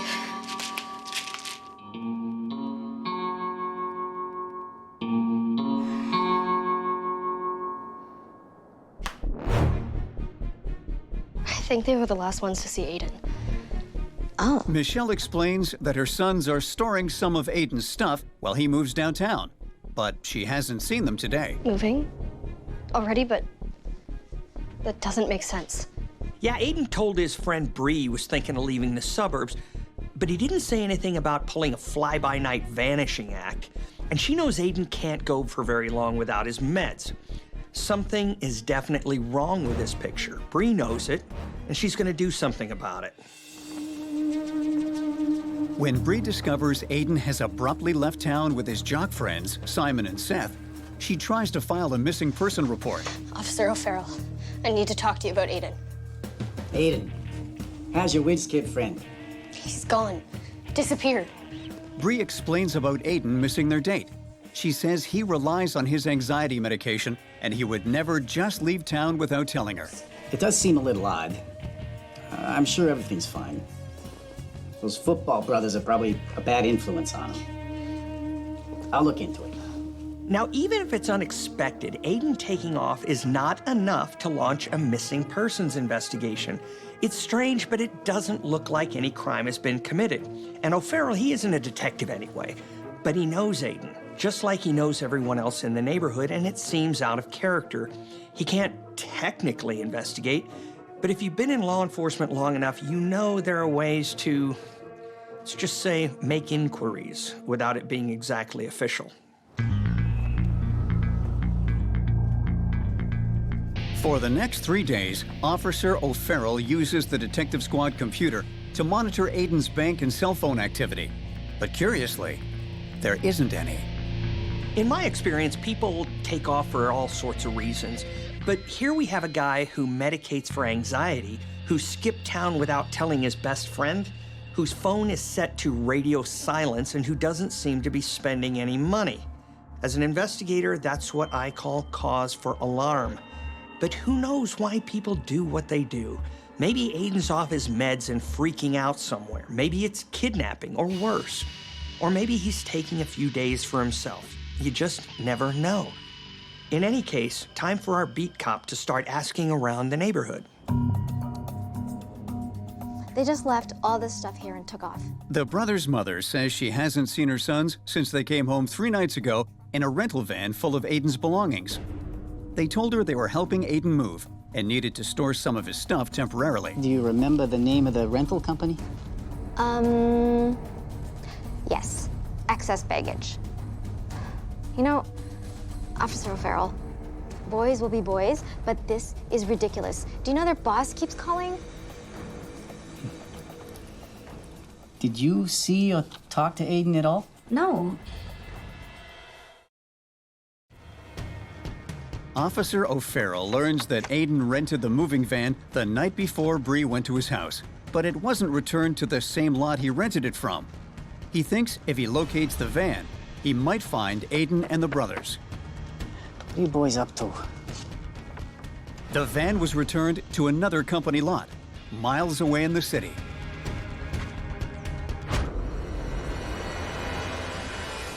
Oh, boy. Blood is the last thing Officer O'Farrell was expecting to find. He notifies the detective squad of the blood evidence, and it's sent to the lab for testing. Whenever I'm looking for someone who's gone AWOL, I know the chances are they'll turn up safe and sound eventually because statistically that's what usually happens.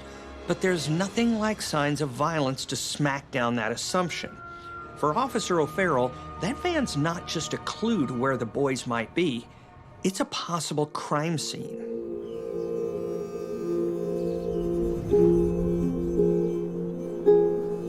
Two days after sending the blood sample to the lab, he gets a call from the brothers' mother.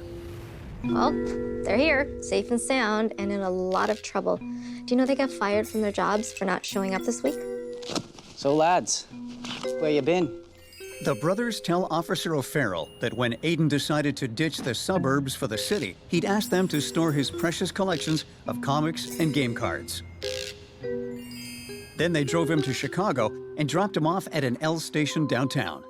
That was the last they'd seen of him. That was 5 days ago. Did you walk back from here? Well, Aiden paid us a lot of money to move his stuff. So we decided to party a bit.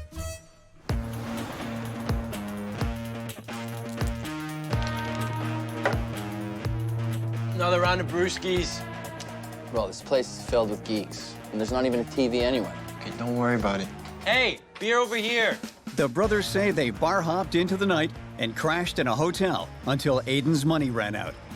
Then they'd taken the train back home. Which hotel? Where downtown was it?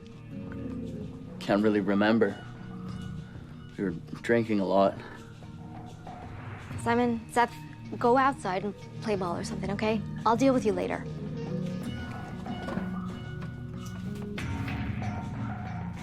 Officer O'Farrell.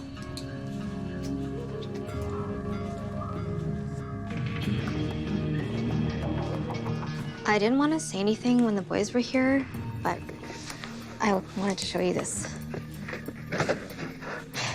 That's Arnie Sullivan's signature from 1948. Michelle says her sons brought the signed football back from Chicago as a gift for her, but they'd forgotten to remove the $2,000 price tag. That's pretty generous for two guys with no dough. O'Farrell thinks our boys know way more about what happened to Aiden than they're letting on. If it were me, I'd haul him down to the station, right? Wrong. Because this is the kind of situation cops everywhere dread. It looks really fishy, but the problem is, it could all have a perfectly reasonable explanation. Aiden could be trooping around Chicago looking for a new pad. So our patrolman has no grounds to arrest anyone. He's gonna need some evidence if he wants to color the bros. Officer O'Farrell examines the security footage from the parking lot where he found the van. But even though it was rented in Aiden's name, Aiden himself is nowhere to be seen. Just doesn't add up. Those boys are hiding something. It's suspicious enough for the detective squad to arrange a search warrant for the brothers' house. What's your recipe? Just chocolate, bananas, throw a little bit of vanilla in there.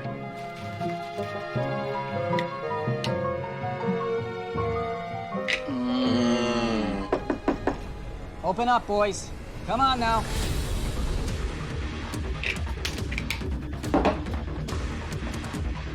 After the boys leave, Officer O'Farrell searches the property and discovers marijuana.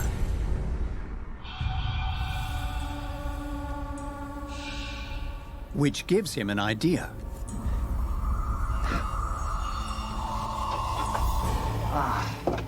Oh, no.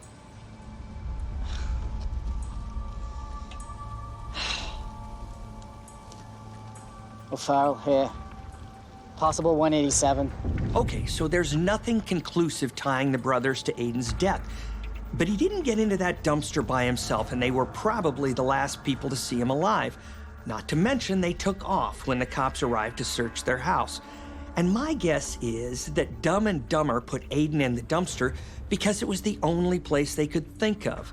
But it's all circumstantial.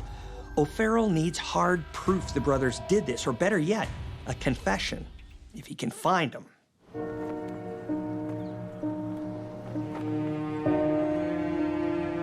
With the discovery of Aiden's body, the missing person case has become a murder investigation. The last people known to have seen him are his friends, Simon and Seth, and they're now wanted for questioning. As the police put out an all-points bulletin on the brothers, Officer O'Farrell asks Aiden's friend Bree for help. The coroner said it was blunt force trauma to the head. I knew they had something to do with it. Those meatheads.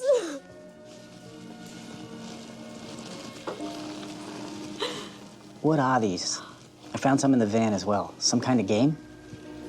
A fantasy game. Aiden collected those. Some of them are worth a lot of money. I mean, a lot of money. The boys are probably selling them. Any idea where? Look, in our scene, we do some on-the-side business sometimes. It's not always legit.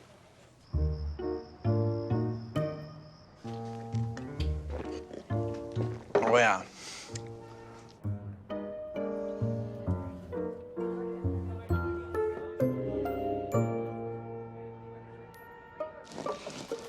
There's a lot, too. Hello, boys. End zone, bro.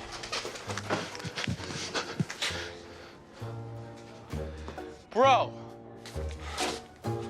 How's the washroom? Let's go, boys. Look, boys, it's the last down, and you got a lot of yardage to cover. You better start talking. Honestly, sir, we didn't do anything. But we fumbled.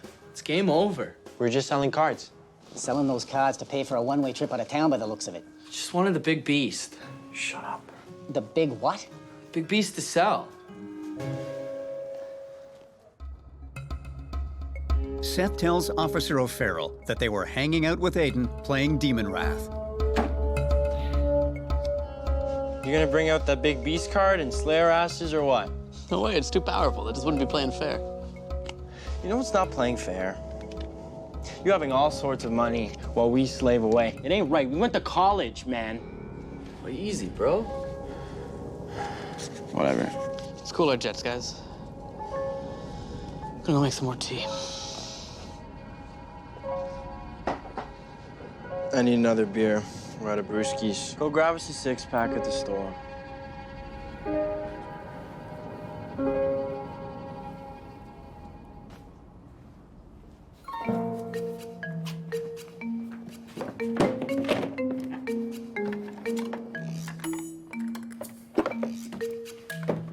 Hey. What's going on? Don't know what you're talking about. Put it back. You mean this? Put the beast back. Make me. Oh, you must really love the beast, huh?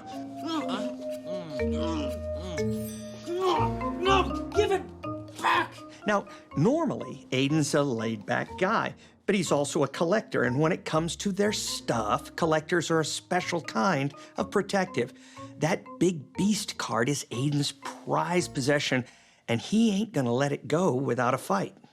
Too bad you suck at fighting. Give it back, you mouth breather! Kill me! Please! That's it. I'm gonna call the cops.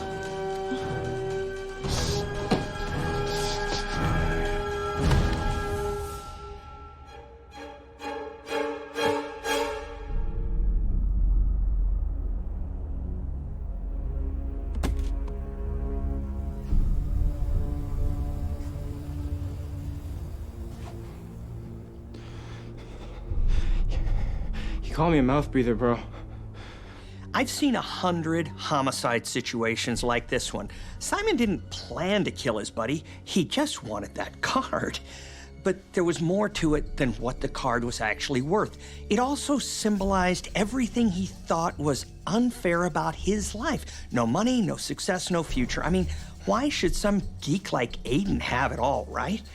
Add some booze to that envy and frustration, and you've got a recipe for rage. And when Aiden actually fought back, well, it pushed Simon over the edge.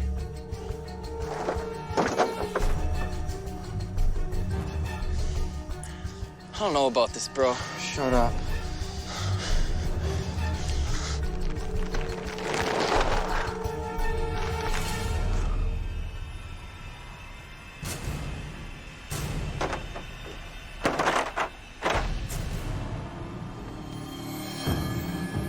Seth tells Officer O'Farrell that they knew Aiden was thinking about leaving the suburbs. So they rented a van using Aiden's credit card and tried to make it look like they were helping him move downtown.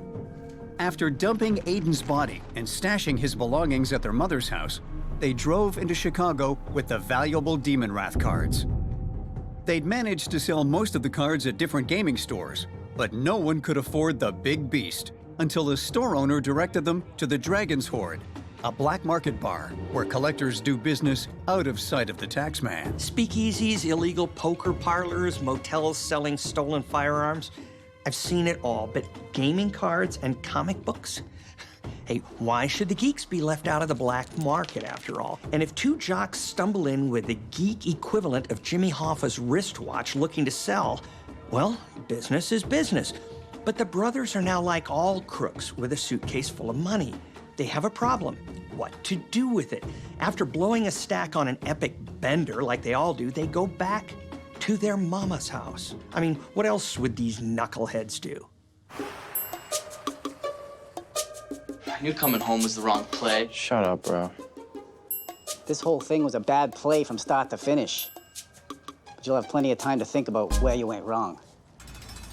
Simon is convicted of second-degree murder and sentenced to 25 years in prison. Seth is convicted on accessory charges and gets 15 years. So this tale of a geek and his two jock friends didn't exactly turn out well. Maybe it was inevitable that they'd grow apart, but then envy reared its ugly head, and Aiden's success pushed the brothers over the line of scrimmage and into murder. With all that cash from Aiden's game cards, our boys thought they were dancing in the end zone. But they were just too dumb to know they'd never get away with it, and they really didn't count on some humble beat cop taking them down. So next time you want to commit murder, at least make sure you have a game plan. Better yet, don't make the play at all, because chances are you'll wind up like our dim-witted bros. For them, it's game over. For good. The events in this program are inspired by a true story. Names, dates, and details have been changed. Viewer discretion is advised. On this episode of Bizarre Murders, it's Floyd's first ever hunting trip with his wife Debbie, a lifelong deer hunter and gun enthusiast. But even the most experienced hunters can't always prevent a tragic turn of events. Oh, God, my husband. It looks like a terrible accident, until a keen-eyed investigator discovers things are not as they appear to be. State police! Stand down! Get out of here, lawman. But with hunting season in full swing and more guns in the woods than you can count, You take me for some slack-jawed idiot? will he be able to track down the killer? Or will someone get away with the perfect crime?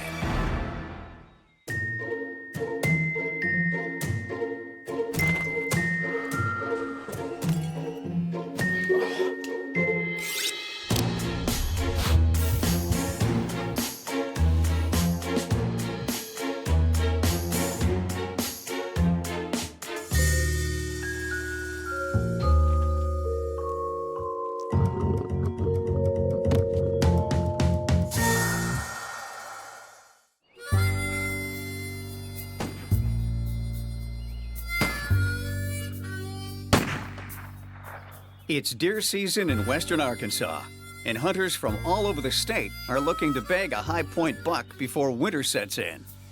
Help! Somebody help! Somebody! Please! Hang on there, missy!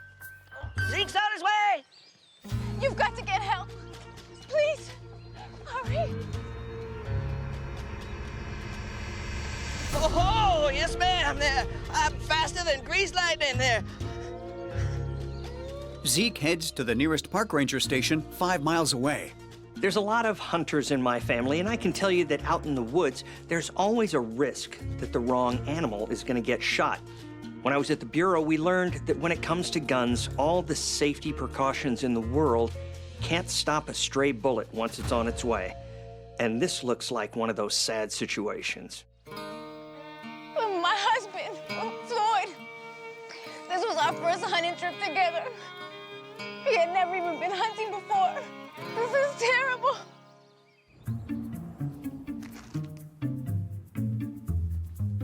Honey, I'm home. Hey, baby. I just polishing my hand cannon, sweetie. Grandpappy's 6-point buck. Floyd and Debbie have been married for a year. Debbie works as a kindergarten teacher. And Floyd makes a good living as an actuary in the insurance industry. I'm telling you, you ought to come hunting with your old lady someday. I don't know, honey. You know I'm not one for the great outdoors. Well, you think it over, sweet pea. Maybe someday you'll have a trophy on the wall. Honey, I have a trophy now.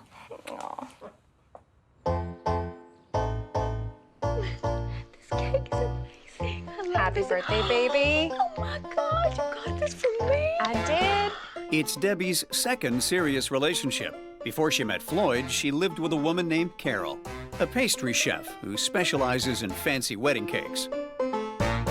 They bonded over a shared love of hunting and camping and would take frequent trips into the wilderness. The opening week of deer season was the highlight of their year.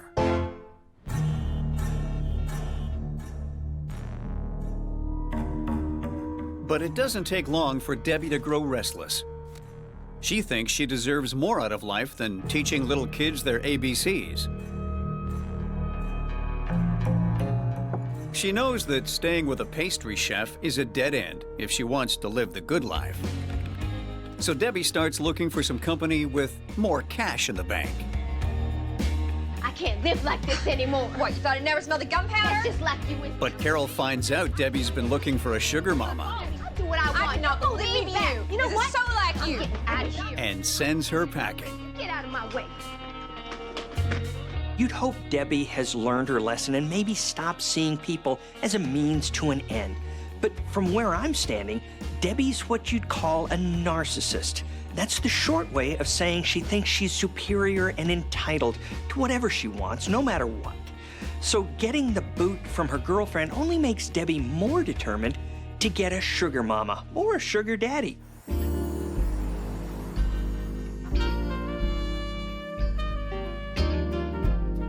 One night, Debbie sizes up Floyd, who's just moved from New England to take a position at a blue-chip firm. It's his job to calculate insurance premiums.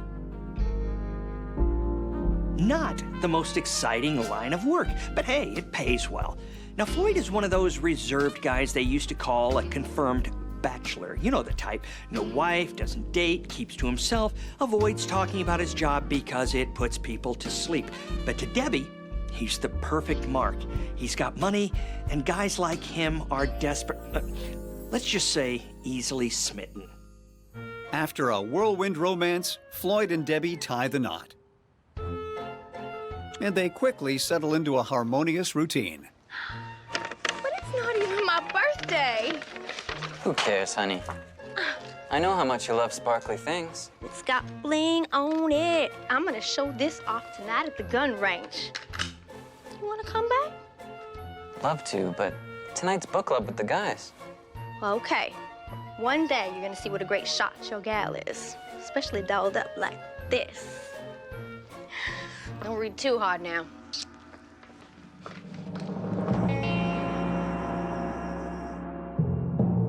It's a year into their marriage, and Debbie is becoming bored with domestic life. Floydie, I think I need a 9mm. Another one? Yeah, one of the ones that comes in pink. Well, okay, honey. My card's on the table. Take the Beamer if you want to. And Floyd is more interested in making money than having fun with it. So Debbie tries to spice things up between them. You know what, baby?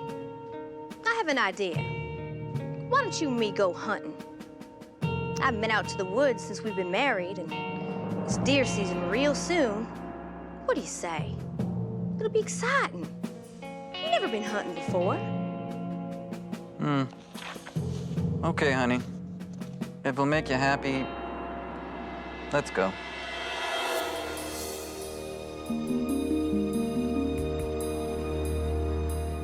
The state police are called in to conduct a routine autopsy on Floyd.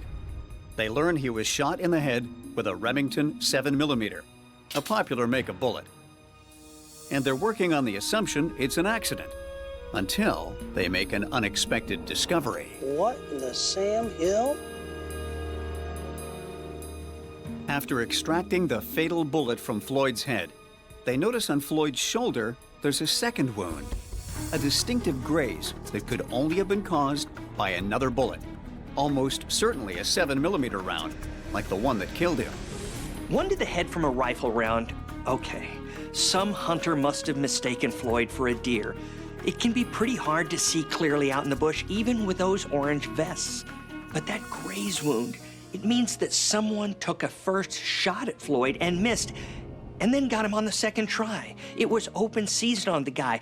So this ain't no hunting accident, folks. This is a homicide. Now that Floyd's death has been ruled a homicide, the first person State Investigator Lieutenant Barnabas wants to question is his wife, Debbie. Murdered? My little Floydie? I can't believe it. You know if anyone want to put the hurt on your husband, ma'am? He have any enemies? Maybe someone from that office of his. They ain't the hunting type if you catch my meaning. Okay, looky here. I'm collecting evidence from everyone that was into the area. I'm gonna need your jacket, your clothes, your bullets, and your guns. It's common knowledge in a murder investigation like this, the spouse is always your first person of interest. But our lieutenant has no reason to detain Debbie, and there were plenty of other people in the bush that day. It's a big chunk of nature. So before he can put the screws to Debbie, he has to check out the crime scene for himself and figure out who else was in them nar woods. Mighty fine day for looking for evidence. To prove Floyd was shot at twice, Barnabas needs to find the missing bullet that caused the graze wound on Floyd's shoulder. Working a crime scene in, say, someone's apartment is one thing. But imagine now when your crime scene is a square acre of trees, wild animals, and poison ivy. Good luck dusting for prints. And finding a spent round out there, you'd think it makes finding a needle in a haystack hassle-free. But our lieutenant's a hunting man himself, and he knows exactly what to look for. Because bullets can leave their own kind of fingerprints. I got something here for ballistics. The slug is compressed from the impact into the tree, but Lieutenant Barnabas recognizes it as a 7mm bullet. Now that's the same caliber that took out Floyd, and let me tell you, a 7mm like this is a lot of bullet. Not too many hunters use it. I mean, you want something left of your animal. But even so, anyone could have fired that round. So our lieutenant now has to run a ballistics test to see if it came from the same gun used to shoot poor old Floyd. Because there are only so many hunters in the vicinity, narrowing down where the shot came from could narrow down his suspect pool. State police! Stand down! Get out of here, lawman. Leave me be. Just take her easy, ma'am. Don't get your britches in a bunch. Drop your weapon, or you'll be having a short conversation with my girlfriend, Peggy Peacemaker here. Go on. Good girl.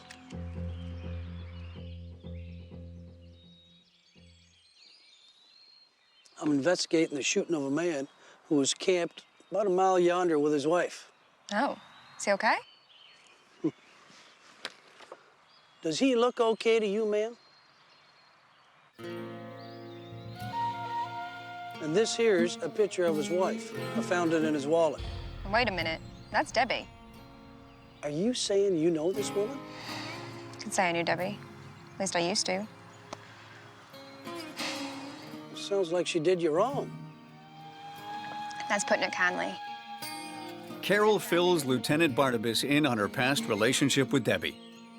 She says she's heard about Floyd, but had never met him. And she claims she's had no contact with Debbie at all since the breakup. Makes sense they'd be in the area. Well, that's one hell of a coincidence. Carol's clearly still holding a grudge against her ex, and she's camped out less than a mile from where Debbie's new husband got shot. That's the kind of thing we pay attention to. Carol explains she isn't surprised Debbie was nearby. They'd always come to this area to hunt together during the opening week of deer season. Our lieutenant might not have himself an out-and-out suspect, but a person of interest, yes, sir. I mean, I'd be pretty sore, too, if my gal tried cheating on me and then, when that didn't work out, got married to a guy on Easy Street. So motive? Check. She's also been camped out less than a mile from where Floyd got shot. Opportunity? Check. And that pea shooter she's waving around? Well, that could well be the murder weapon. Serious hunter like yourself? Only have one rifle? My only other one. But when Lieutenant Barnabas inspects Carol's rifle, he realizes right away that this make of gun doesn't take 7mm rounds. It can't be the murder weapon. Mind if I have a little look-see in the tent?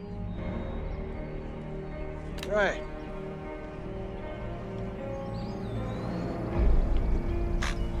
Well, now.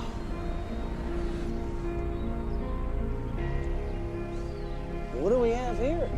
Carol explains that her spare rifle was a Remington that was too powerful for some smaller deer, so she just had it as a backup.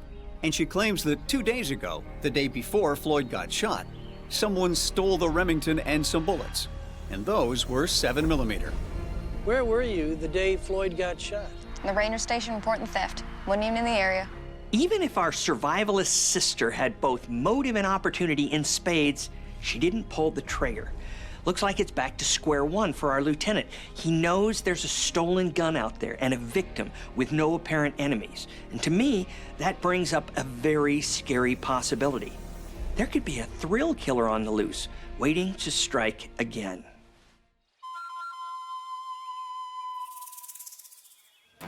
Hoping to narrow down the suspect pool, Lieutenant Barnabas checks the campsite booking records for the season. He finds that Debbie had a site booked on the day of the murder under Floyd's corporate credit card, which is potentially illegal. Lieutenant Barnabas decides it's time to have a closer look at our bereaved widow, and for 3 weeks, surveils Debbie.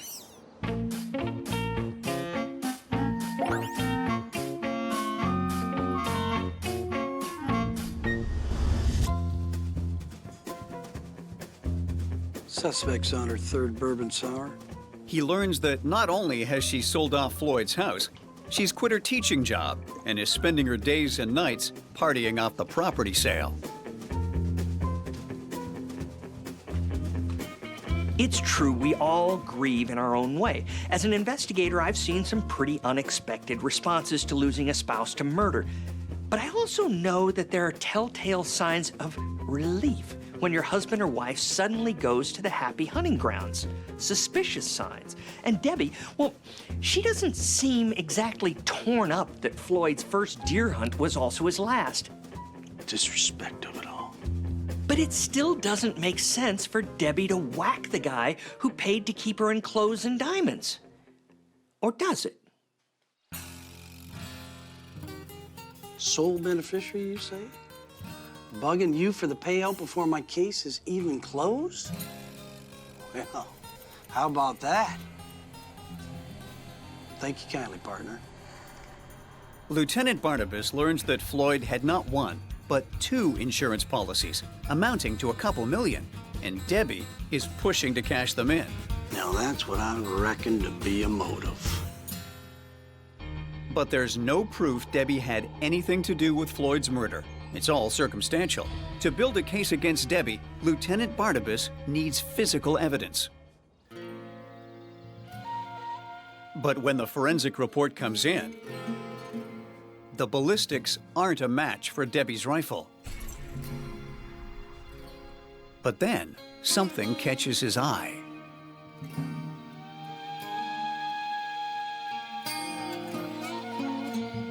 The forensic report noted that the mud on Debbie's hunting jacket is not native to this region of Arkansas. It's a type of red clay that's brought in to reinforce man-made drinking holes frequented by the deer herds. Remember how tough an outdoor crime scene can be? Well, to help us out here, we use newfangled, cutting-edge kind of analysis we call forensic geology. Basically, you use the terrain itself as a source of evidence, and then in the deep woods, you get a lot of terrain. Using the forensic report's insight into the unique red clay, Lieutenant Barnabas again follows the bullet's trajectory, this time looking for signs of the telltale clay. Sure enough, there's a direct trajectory from the drinking hole to the bullet hole. It's all pretty cool forensic science. That red clay is used in very specific places in this area, so the fact that it's all over Debbie's jacket places her right at the scene. But unfortunately, it misses the mark as far as proof goes. Anyone could have fired at Floyd from that spot. But the good news is, it is enough to put a little heat on our grieving widow, Debbie. Well, thank you kindly, ma'am, for coming down today. Now that he has a convincing scenario pointing to Debbie as the shooter, Lieutenant Barnabas brings her back in for questioning. I think you got a little old friend there that likes to hunt in the same parts you do. Name of Carol, ain't it? Sure. We used to come up here together a lot, but I haven't seen her in a while. I got something for you. Now, how's your geology, ma'am? Why don't we go stretch the old legs a little bit, get some fresh air? Come on now. Lead the way, Lieutenant.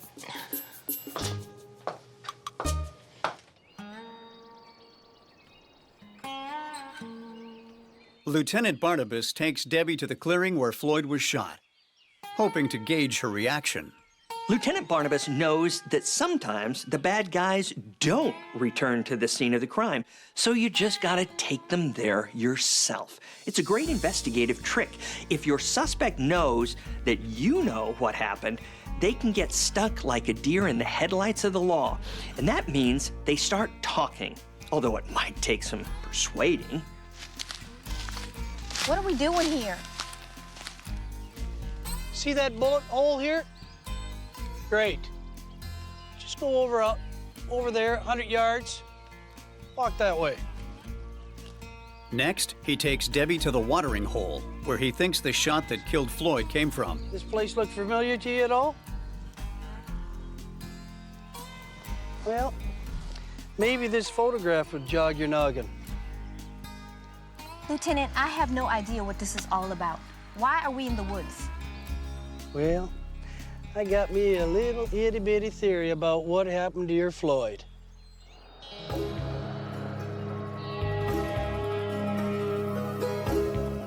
Lieutenant Barnabas tells Debbie he thinks she snuck into Carol's campsite at the break of dawn on the day Floyd was killed. She knew her ex-girlfriend would be at her usual camping spot for the opening of deer season and stole her gun to commit the murder.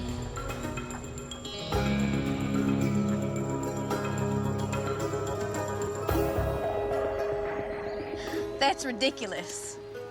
Man, you take me for some slack-jawed idiot? I know you done it. You're lying right here with your ex-girlfriend's firearm. Well, that's a pretty wild tale, Lieutenant. And where's your proof? You think you can outsmart the law, Missy?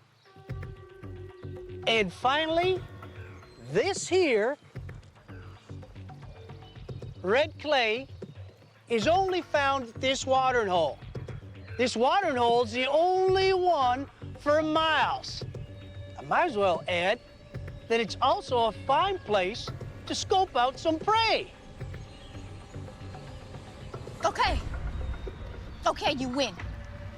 But you gotta understand, you see, Floyd was fixing for a divorce. Debbie tells Lieutenant Barnabas that Floyd was fed up with her extravagant spending. Call your mother and ask if we can borrow some money. Even a love-struck guy like Floyd has a limit, especially when your whole job is about putting a monetary value on things. He just couldn't keep paying out forever. Sure, at first he hadn't minded. In fact, he liked dolling up his gorgeous wife. But as time went by, he started feeling used. Who wouldn't? And that's when Floyd started talking about separating. With Floyd threatening divorce, Debbie is forced to rethink her prospects. She had to come up with a plan B. Debbie knew that Floyd was her personal goose with the golden eggs. I mean, wasn't that the whole idea in the first place?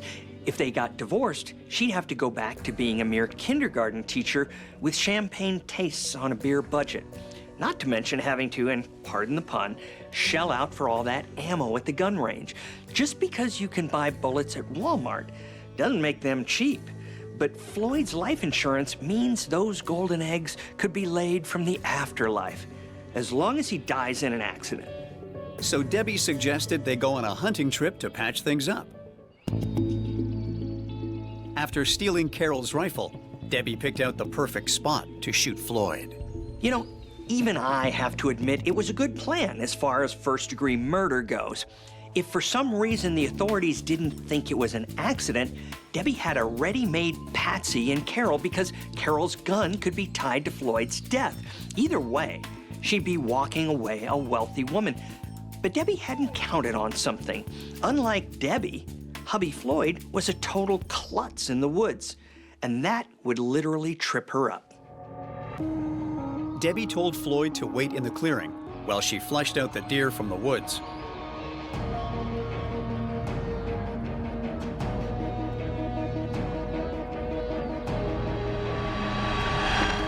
Oh! Don't shoot, I'm not a deer! Don't shoot!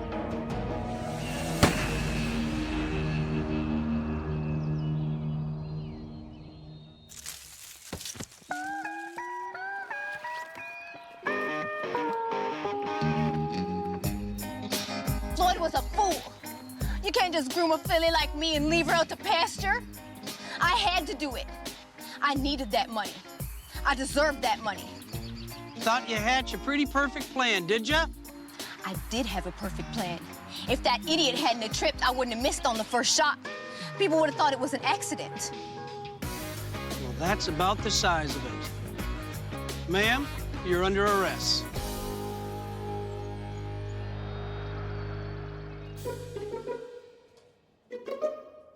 Debbie tells Lieutenant Barnabas where to find the murder weapon, Carol's rifle. The ballistics from the gun and Debbie's confession put her behind bars for life with no chance of parole. It all came down to mud. Well, I'll be damned. Learn something new every day. Crooks the world over dream of committing the perfect crime, but I'm here to tell you there's no such thing. That said, Debbie came pretty close.